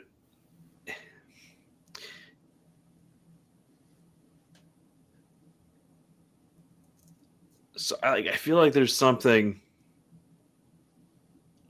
She interacted with my grandma while she was dying, but didn't know she was dying. Like my, I don't know. It's like my niece removed. I don't know how that works. Yeah. Uh, not my niece. My cousin once removed. Is that how that goes? We'll say it's your cousin's kid. Yeah. Okay, then I think that's Is that first anything? cousin once. I think it's first cousin once removed. Okay. Yeah, because I think when it comes to like first or second, that's like a lateral move, but then like removed is like your like different generations. Yeah. So like your first and second cousin, they're like same generation, just yeah. So I'd say the ghost stuff. Usually it's nothing. Sometimes it seems to be something. I don't think it's ghosts. I think there's something happening. We should probably get to the bottom of it. Yeah, and it's not a Marvel movie, as a conversation with Christians is asking. But, And hello, Conversations yes. with Christians. Yeah, welcome. If you're not a first-time viewer, you're at least first-time commenter. So good to see you here. Yeah. Let us know if you have any other questions as well. But yeah, so I guess my thing with the whole like ghosts and like how do they work, like because again I think this goes back to just like before we really understood it and people still kind of are in that mindset, we just kind of take for granted, okay, if a thing is in the same space with me I can see it and interact with it, but not thinking about all the actual very physical like mechanisms that we actually do rely on for all these things to happen. So yeah, to me it just it just the idea of ghosts and the way people describe them to me is like if that was a real thing, like it makes no sense that it would be the way that people describe it. Oh no, we're probably people are probably describing it wrong. Yeah. Yeah, or no, I think they're accurately describing whatever they're experiencing, or what Yeah, I or didn't mean think that. they're experiencing. Yeah, and but yeah, it's yeah, I don't know, but I mean, I'm told like, but since like science can't explain it, then it has to be a supernatural explanation. Which I And think, like, there's a lot of stuff yeah, with the UAP phenomenon that like where science can go does look like very supernatural to us.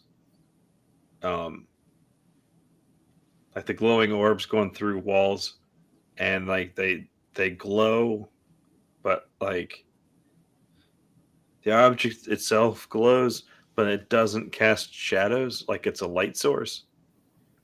But it is a light source that's glowing.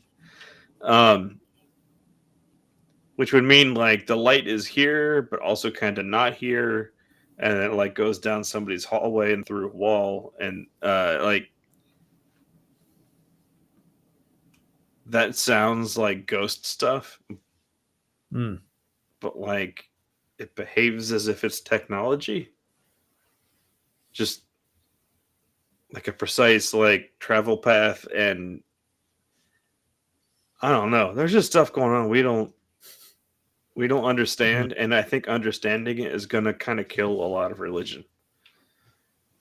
That'd be nice. Yeah, so Conversations with Christians has a interesting question here. So in a naturalistic framework, can we ever know for sure that what we are experiencing is true? I mean, I guess like now I'm no like philosopher or any sort of relevant expert in anything that this question involves.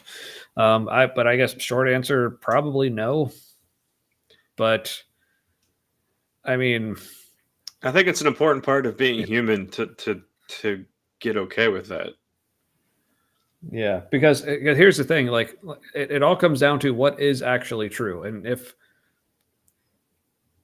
a naturalistic framework is actually like the accurate way to look at the universe, simply like I said, like Conversation with Christians. I don't know if you're a Christian or if you're a non-Christian. Like I don't. If you just want to like leave a brief little blurb about where you are as far as like spiritual, naturalist, supernaturalist, whatever. But the thing that I come across is whether they're Christians or not, but people who just like do believe in some sort of supernatural realm. Because like they'll say, like this is one of the criticisms of like atheism, naturalism, say, well, you can't know for sure like anything. So how can you even know that your naturalism or atheism is true? But my faith says we can know. So therefore, and it was like, the truth is we can either know reality or not.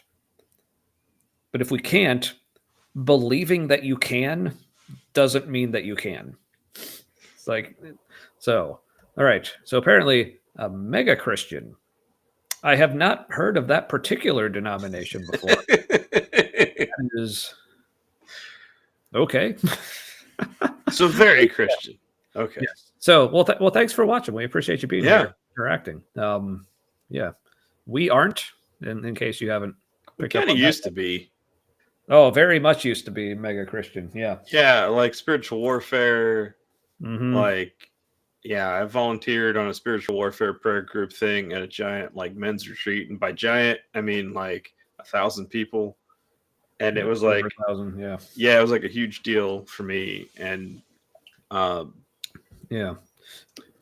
You can go back and watch previous episodes of ours to kind of get feel about the story, but yeah, please do. And Tommy was there too. I was like, yeah, I like prayed for people, and they told me they were healed of shit, and it was like Dorothy and the Wizard of Oz, you know, like, and you were there, and you were there. But yeah, so basically, like, so that's one of my issues with like most of the people I hear saying this are Christian. Some of them are just, again, I'm just spiritual or whatever. And they'll say, well, my worldview can account for knowing reality and stuff, but yours can't. I'm like, okay, well, just because you think your worldview can account for it doesn't mean you can, just because you claim that you can. Like, because if we can't trust our experiences, then that means we're all in the same boat. So that means you can't trust your perception. Doesn't the Bible say we can't trust your perception? Doesn't the Bible say we can't trust our experiences? Lean not on your own understanding. In all your ways acknowledge him, and he'll make your path straight. Yeah, the heart is corrupt in all its ways. And like the Bible even says that God deceives people. So really, if you're now you say you're a mega Christian. So I don't know but if you consider yourself a biblical Christian, and this could be a whole other topic, but if you consider yourself a biblical Christian, I don't know how you can trust anything, because the Bible says God will deceive some people. So I don't know how you can tell if you're not deceived. There's even Jesus himself says, like, at the judgment, there will be people who don't get to heaven and are completely surprised, and there are people who do get to heaven who are completely surprised. So But what about the enemy is the deceiver? What's that? It's like what? Like the enemy, like Satan is the deceiver. So the father of lies. Although that verse may have been about God, that verse may have been about the God of the Pharisees. Okay, but here's the thing: in the entire Bible, I don't know if Satan ever lied. I really don't think he did. I mean, he was really only a character in Job. Like he might have been a character in Revelation, if you count the Leviathan as being Satan. Yeah, but even like the Satan in Job, and like, this is a whole other tangent. Like it's not Satan the way we like currently view him. It's literally just a character in the divine right, I know. called the accuser. But anyway, it's like God's prosecutor, basically. Yeah, yeah, and anything he did was only stuff that God told him to do or let him do. So anyway, so yeah. So when it comes to the whole like whether or not we can like perceive reality and like whether we can or not, like we're all in the same boat. Like so even if you just believe that you can, like that doesn't mean that you can. That's a big frustration with me because like that's something that a lot of people on the like supernatural, like spiritual or religious or whatever camp will say like to the atheists like well even not just to atheists, but they'll just say like well we've learned like even like scientifically like how much we can't really trust our perceptions, but they'll only apply that to our perceptions of saying like well maybe like the natural realm is all there is, but yeah it's got to be selective. But like I said, that also applies to whatever perceptions you had that cause you to believe in the supernatural. It's like if I can't trust my perceptions, like you can't trust yours either, so I don't know why they feel they're exempt from that sometimes, but well, I mean, okay, I do know why. Because I mean, it's something we all do, but yeah. I'm really liking this porter I had. Ooh, the something dog. What was that? No. The first thing there was the Sviak porter from. From Polish one. Yeah, the Baltic porter. Oh yeah. Yeah. So. Because okay, so I guess I'm just looking over my notes that I was jotting down as I was watching that Rainn Wilson interview. So a couple of things he was saying is like, let's see. Where was it? Okay, so talking about God and like just having different definitions of what God is. That's something like we talked about this a little more in depth in our episode we did like about Daniel Dennett, like shortly after he passed away. In his book, Breaking the Spell, he did, which I actually was on sale, so I finally ordered like a physical copy of it that should be arriving in a couple days. I'm very excited about. But I listened to the audiobook of it before, and he did a great job of like breaking down like the history of like perceptions of God. Because if you go back, like even like the the Hebrew Bible, Old Testament, whatever you refer to it as, like descriptions of God were like and gods, because yes, like even the ancient Jewish people they weren't monotheistic. But the way gods were described in that culture were like very physical. Like they had bodies. Like they ate, they slept. They had penises, genitals, and or vaginas, depending on what kind of god. Mm-hmm. Yeah, they took shits, they fucked, they killed, made mistakes, all these things. Yeah. I don't know. But maybe like you make a mistake and you got to flood the whole world. Right. To fix it because logic. I mean, you could just like you couldn't just poof everybody out of existence like you poofed them into existence, like easy reset. No, you got to fuck the whole planet over. Like, oh no, because like the Noah's flood story in Genesis was actually a polemic against the Atrahasis myth from Mesopotamia. Yeah. Anyway, yeah, look it up, kids. Literature is neat. damn it, where was I going? I'm talking about gods being physical. What was I saying Wang's before that? physical, very real. Shit.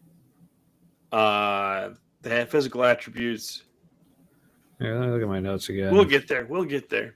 Oh yeah. So, well, I don't know if this is where I was going, but looking back at my notes from watching the Rainn Wilson interview, so people's like perceptions of God.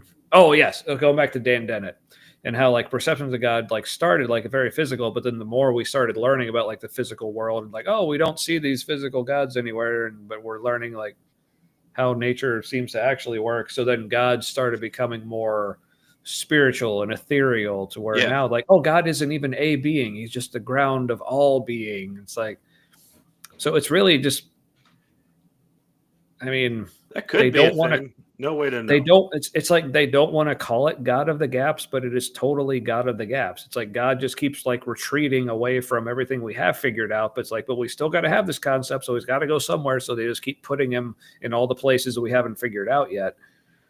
But so one of the things that Rainn Wilson said, it was like, because he talked about like having like religious experiences, like doing things like going camping out in nature and like looking at the beauty of everything, or like going to a concert and experiencing like the music. And he's like, so he asked like, can God be closer to music or physics or whatever than just like some dude? It's like, it's an interesting question, but I'm like, isn't music a manifestation of physics? It's a way that like physics speaks to us. Yeah. So the way I like kind of like wrote my response to that. So he says like, so can God be closer to music than like a being? And my answer is, can I say no? So that seems like as equally a valid answer as his yes. Because again, like, what are you basing it on other than you just want to keep believing? And if you're going to say, well, that's what God is, like, how do you know? Like, this is the question I just cannot stop asking. Like, anyone who believes in any of this stuff is like, how do you know? I kind of want to say, like, yes, but if that's the case, your question is also nonsense. Like, because if that's true, then we're as close to the everything as we could possibly be. And if that's the case, trying to differentiate and questions like, is it this or is it that, are just nonsense, because it's everything. And so like the whole idea of like God and not God doesn't make sense to me, because if there is a singular God, like one overall, even if there were many, and then like worshiping the one that is in charge of the rest, that God would have to be omni everything. And then that makes the concept of God as like a separate thing just redundant and nonsensical. So like there very well could be a God and we would never know the difference, because while trying to figure that out, we will just get closer and closer to the everything, which just makes like everything like less distinguishable from everything else. And so we will never find a singular God. Does that make any sense? It probably does. It's like a God is either everything or nothing. And yeah, I mean, I don't think we could tell the difference. Yeah. That doesn't make sense to my mom, and I don't know how to make it make sense to her when I explain that, because she's a Christian. Yeah. She's like, I don't know how you make that leap, and I'm like, it's just, I don't know. Like, if you just point at, no matter what you point at, if that's God, how would you be able to tell? Like, God as a concept doesn't make any sense anymore. Yeah, because it's like the Christian version of God is like so many different things. And I'm sure this probably applies to other religions as well, but I'm only more familiar with the Christian version. It's like it has so many descriptions and attributes, but it's like if you just take any individual attribute, it cancels out so many other ones, or just so many other parts of the theology that has been built around it. It's like, because this is something that bugged me, like even like in my like last days as a Christian, or when I consider myself Christian, I was a universalist panentheist. Mm-hmm. Um, but there was something in common that view had, even with like the more fundamentalist view of like Christianity, being that like everything that is comes from God. Like I think like pretty much any version of Christianity says some form of that. That everything that exists comes from God in some Mm-hmm. form or another, and God is purely and only goodness. So if that is the case, how can anything evil even exist? Because even if you say, "Oh, it was because of human," if you say, "Oh, it's because of human free will and we chose," okay, but if we came from God and our absolute source is God, who is absolute goodness, how can we do anything bad or evil? Yeah, absolute doesn't have room for a duality of any kind. Yeah, so so yeah, just the whole concept of evil even existing based on like any Christian description of God, yeah, it makes absolutely no sense. And trying, because especially if you have the view that like God completely created all of reality from scratch, including the way it operates, what all the consequences for certain actions would be, like he built the entire system from scratch. So it's like, so if that is the case, there can literally be nothing that exists or happens that is not his responsibility. Because even if you say, well, that's just what we chose to do, or we neglected to like whatever, it's like, okay, well, then he's the one who made that the consequence for us doing things a certain way. He's the one that gave us the capacity to do certain things in a certain way that would lead to that outcome. So, yeah, and this goes back to like the episode we did on the problem of evil. Like, I think when I brought this up, it's like there is no way to let God off the hook for any of this if he is the way he's been described. Yeah, I, there's a lot of danger, I think, for anybody to say I have arrived uh, Mm. in their thinking or their faith or their philosophy. Because if when you stop scrutinizing things, um, that's when you can be deceived. Yep. Yep. Uh, Yeah. Because, and I think with that like whole, like sorry. God as an exploration, like it has to be an unfolding concept. Like like if somebody is searching for God, God can't be your dogma or it can't be um, an answer you already have. It always has to be more. Like we're gonna get to the truth by it has to include everything and it has to transcend everything in our experience because like we don't have access to the full experience of what's possible. So it's what's true is always going to include and transcend all of our experiences. Um, so like reality is like the Bible stories. It's also like the humanist perspective. It's also like the atheist perspective. It's also like everybody's, you know what I mean? Mm. Reality includes all of that. And if anybody's beliefs are like, okay, it includes some things, doesn't include others, your belief's not big enough because your God is small. Um, if there isn't room for more. Um, Mm.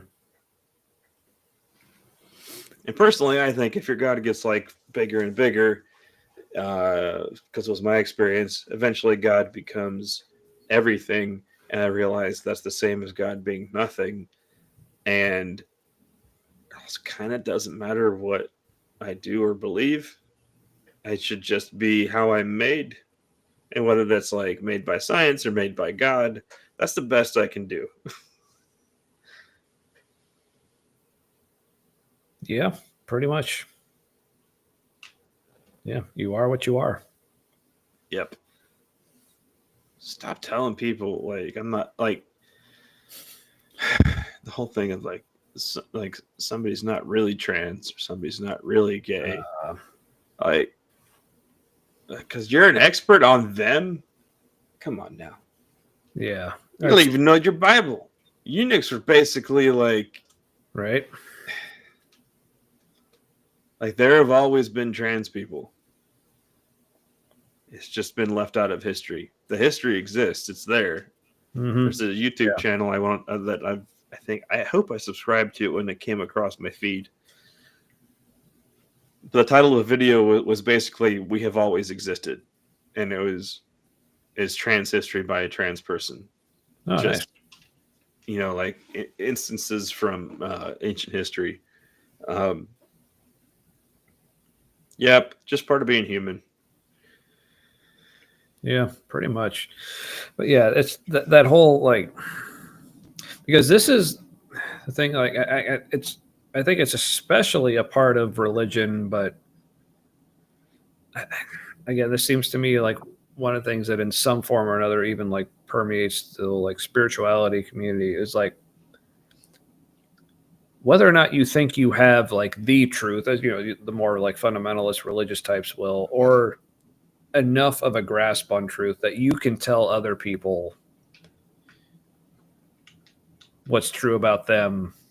Like you feel like you have the authority and ability to like basically tell people, oh, you don't understand yourself as much as I understand you because I have the truth. Like, there's that whole aspect of it. And what that's like was kind of reminding me and like kind of bringing me back to was the whole when people will say, well, I tried atheism, but like it didn't work for me. But then and they'll say like that's good enough. But then and maybe not some of these same people, because like I said, I think as much as like we were talking about like Rainn Wilson or even like some of the other people I have in mind are in this camp, like I think if you were to say, well, I tried your way and it didn't work for me either, and they'd probably for the most part be like, okay, well, yeah, whatever works for you, that's fine. But when it comes to the more like religious, like Christian types or whatever, because even like some of them, like we talked about, like Greg Boyd, like when he like on his podcast a while ago talked about how he tried atheism and it didn't work, that whole spiel. But when one of us says, well, I tried Christianity and it didn't work, like what's their response? Oh, well, you must not have done it right. Here, let me explain it to you better. Like, so Yeah, I've been or you haven't heard the best argument or the right beliefs, or if you just heard the right thing. Yeah, so I've been trying to like, it's just for my own amusement, just trying to think like fun little thought experiment. Like, what if atheists treated Christians the same way that they treat us when they tried to hold? I tried it, but it didn't work for me. Like, oh, you must have been listening to the wrong atheist. Oh, I bet you were just listening to Richard Dawkins. Well, he doesn't know what he's talking about. Let me tell you, Yeah, I haven't quite teased it out, but I think that'd be a fun thing to play around with. But yeah, it's like it's almost like for whatever reason, like for that crowd, like I said, it's not even just the Christians, but even just like anyone in that whole like supernatural spiritualist or whatever crowd, they'll say like, well, I tried atheism and it didn't work for me. But like when we say, well, I tried religion or spirituality and it didn't work for me, we're like, oh, you must not have done it right. And like, have you thought about this and this? Like, yes, I've thought about all of that. Like these ideas that are novel to you, and you're like, this is brilliant. Have you heard this? And we're like, yes, I've heard things like that. And still not impressed because of A and B. And it's like, they don't really hear your reasons, is my experience. It's just like I get like a does not compute kind of look. And then they move on to like something else that might change my mind. Like my mom doesn't understand how I could like think the opposite of what I did before, because in her mind it's like binary. Like I switched from one to the other, and from my experience, it was a continuum. Like I totally thought I was getting closer to God. Like it totally felt like I was. And I would say I was. And then God became so expansive that I was like I already said, Mm-hmm. I was like, oh, this is, if this is a thing, it's not at all like I thought, but it also like really seems like more not a thing. Right. Yeah. And I can see how somebody would say that, well, that's the problem. That God became too inclusive or too expansive and lost definition. And, but if God can't include everything, then that's not the ultimate God. There is at least one higher. Like this theology goes to 11. Right. Yeah. It seems like, because my experience has been the more and more I've examined reality, the less and less evident it is to me that there is any kind of, whether you want to call it God or whatever, like any kind of intelligence behind it with any kind of a plan that gives a shit about whether or not I know it's there. So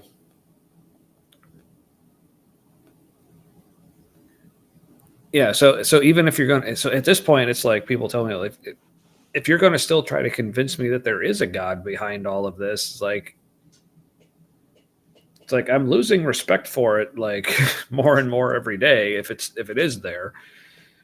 Because either, like I said, it either just doesn't give a shit if I know it's there or not, or it doesn't want me to know it's there or not, in which case fuck you, or it's powerless to let me know it's there or not, which I'm like, okay, that, like, what kind of God even is that? Like, Yeah. And I think we're at least just describing different perspectives of the same thing. And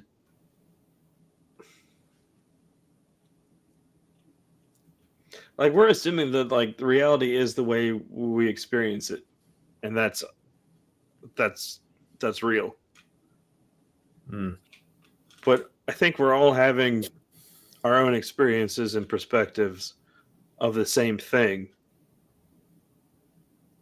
But I don't think we really know what that thing is. Yeah. Yeah.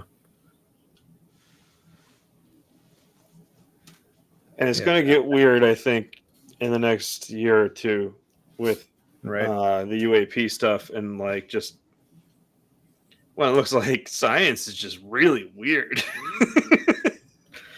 And it's just going to be super challenging, and people are going to be like, it's angels, it's demons.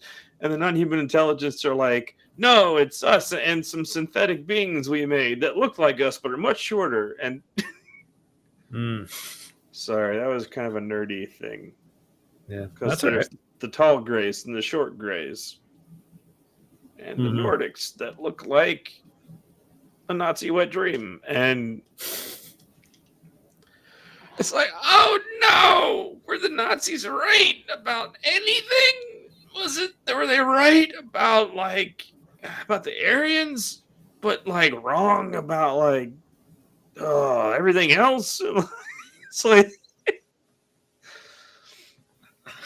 I'll say, for the sake of the algorithm, no, they were not right about anything. No, not right about anything, including Aryans. There were Aryan people, but it was not what they thought.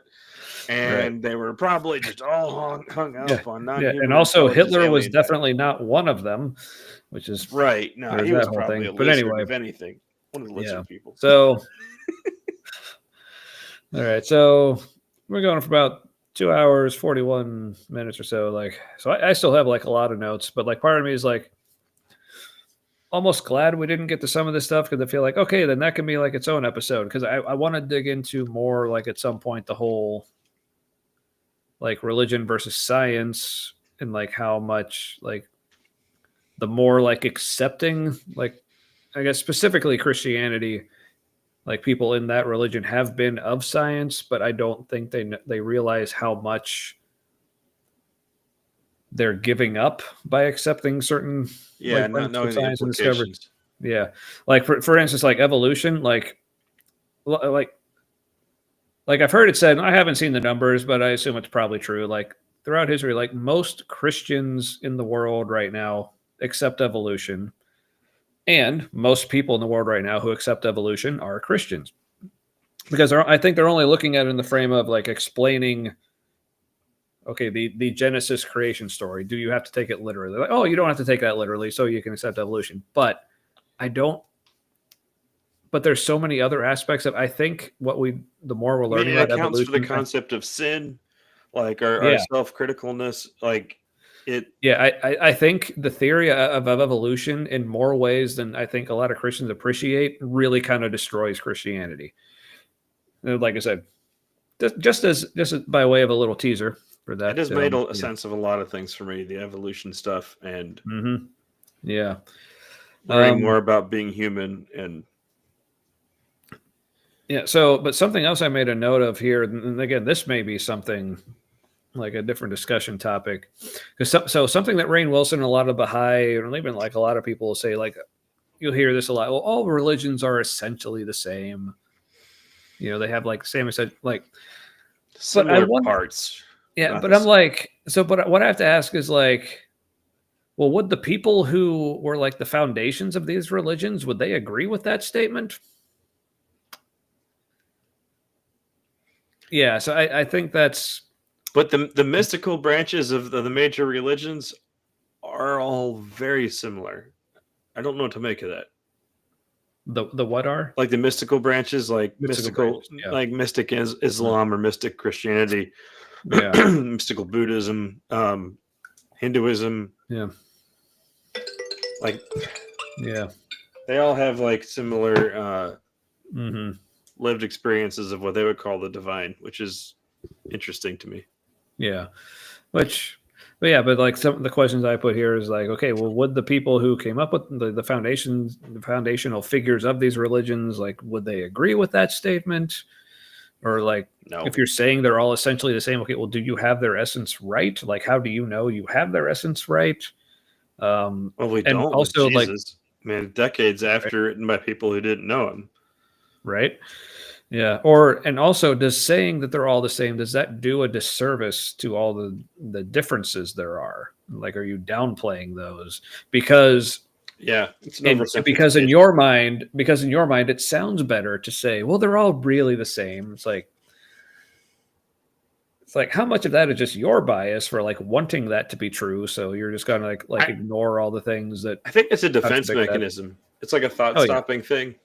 You know, like that's one of those threads. Don't pull at that because the whole sweater falls apart. If you want to destroy my sweater, pull this thread as I walk away. They're kind of brilliant in how mediocre on purpose they were. Is that Weezer? Yeah. Yeah. True enough. But yeah, that's something I'd like to dig into a little more. It's like, what were you saying before you did the whole like Weezer thing that completely distracted my brain?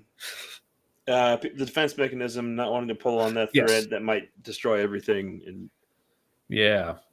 pull on it because if it can be destroyed, it should be, because it's not God, it's not strong enough.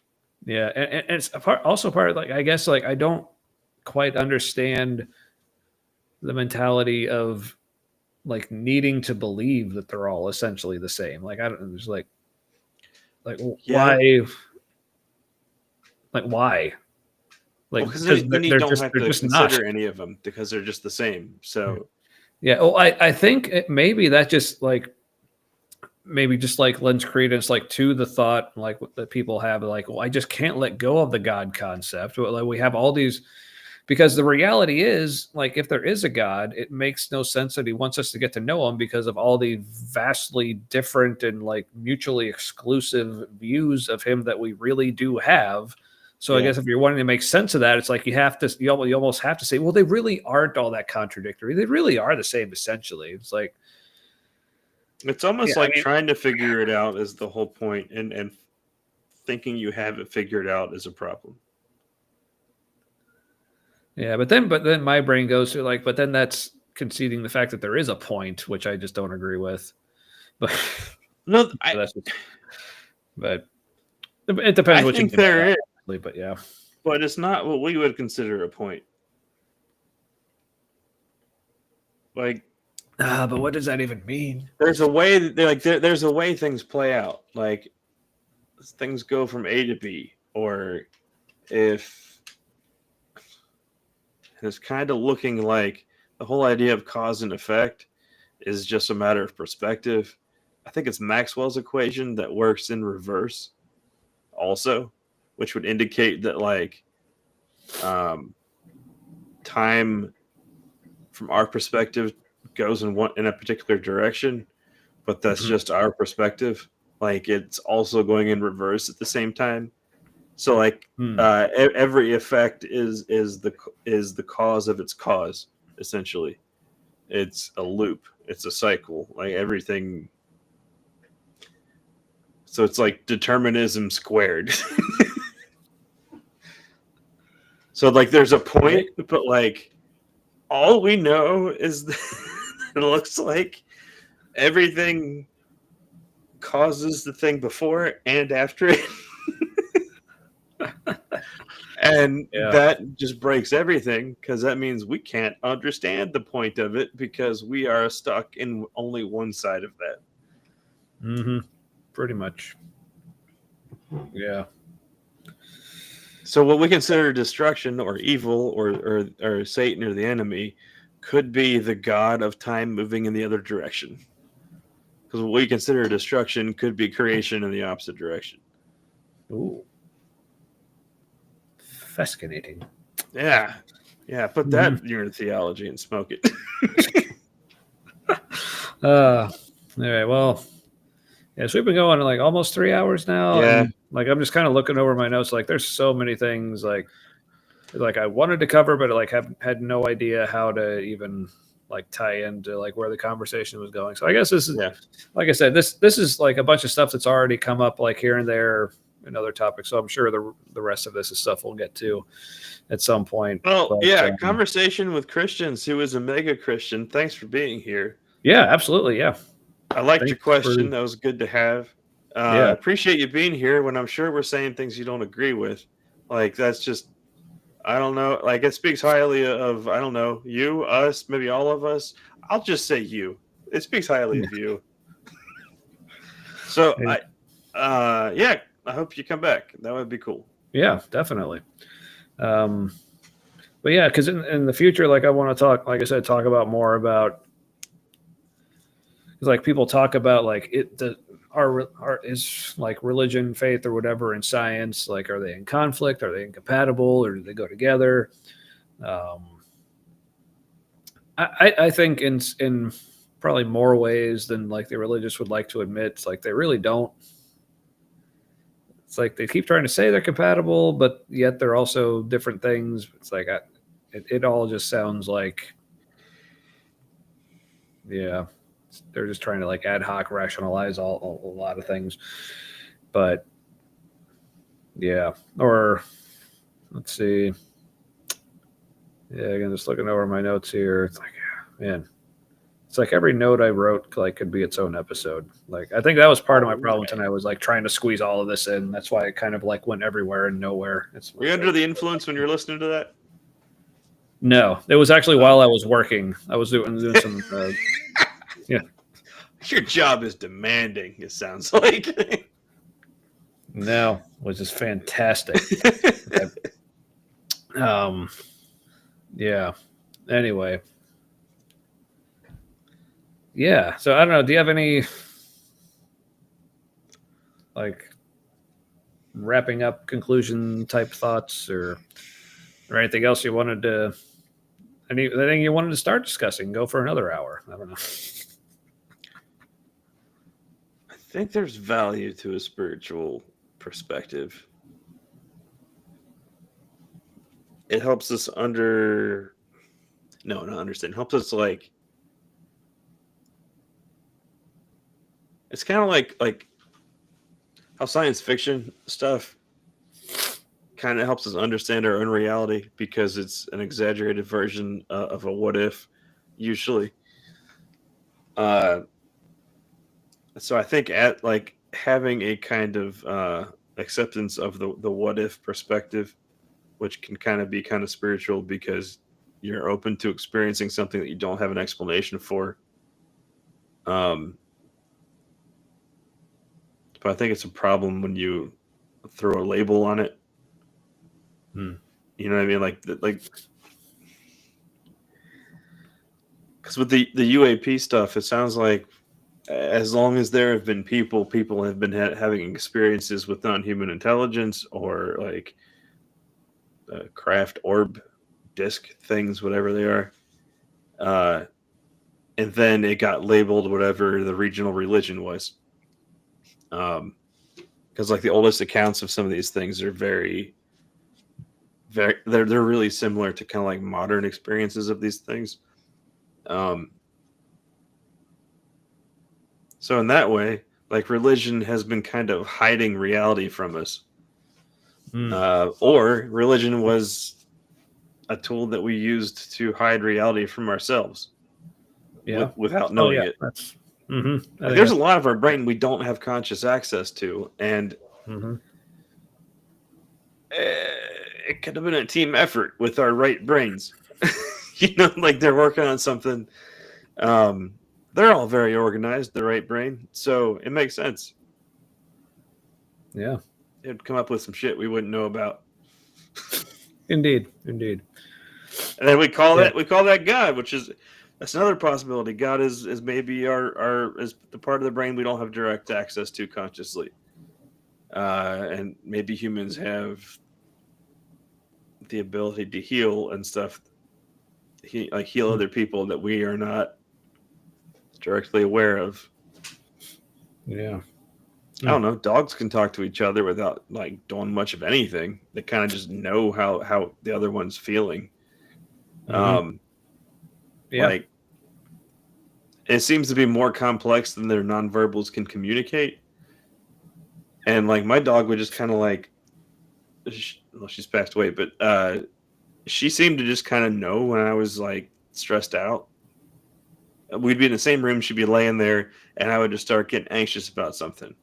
And then, like about the same time, she would look at me like, is it petting time now? And I'd be like, yeah, it's definitely petting time. Daddy needs to calm down. Oh yeah, for sure. Yeah. So, yeah, I don't know. There's something going on. We don't know what it is, and I think we're pigeonholing it by calling it God or this thing. Because briefly to kind of go back to something else, I guess one of the things that like frustrates me, like when it's a more spiritual crowd will talk about atheists and like their problems with us, is like they'll say like, oh, like how can you not believe in anything like bigger than yourself?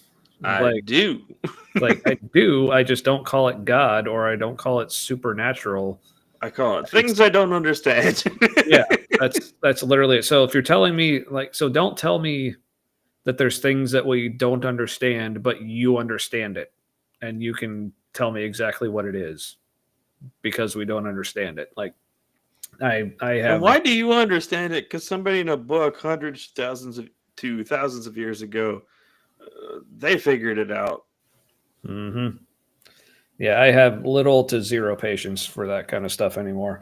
But yeah. So I don't know. I get more out of it as a like a poetic, creative kind of literature thing. Yeah. So I guess my like closing thoughts on the whole matter is like just because you don't understand it, or just because we as a species have yet to understand it, doesn't make it supernatural. And yeah, if, like I said, I understand a lot of people feel like they need to hold on to these like concepts of like God and the supernatural and stuff. Like I'm not here telling you not to. I'm just saying I don't think you do have to. I'm just here saying harumph. Yeah, pretty much harumph to all that stuff. That's a Blazing Saddles reference. Oh, where he's like, well, he's the mayor, and he's like saying to the other government people, "We got to protect our phony baloney jobs, gentlemen. Harumph, harumph, harumph." Well, as you can imagine, it's a reference to a movie that a lot of people have seen and enjoy, so I probably haven't seen it. It is a classic, and it is a movie that could not be made today. So I think it's worth watching for that reason. All right, I'll see what I can do, but yeah, I guess I had other closing thoughts. Let's see if I can remember them here in the next few seconds before I just give up on it.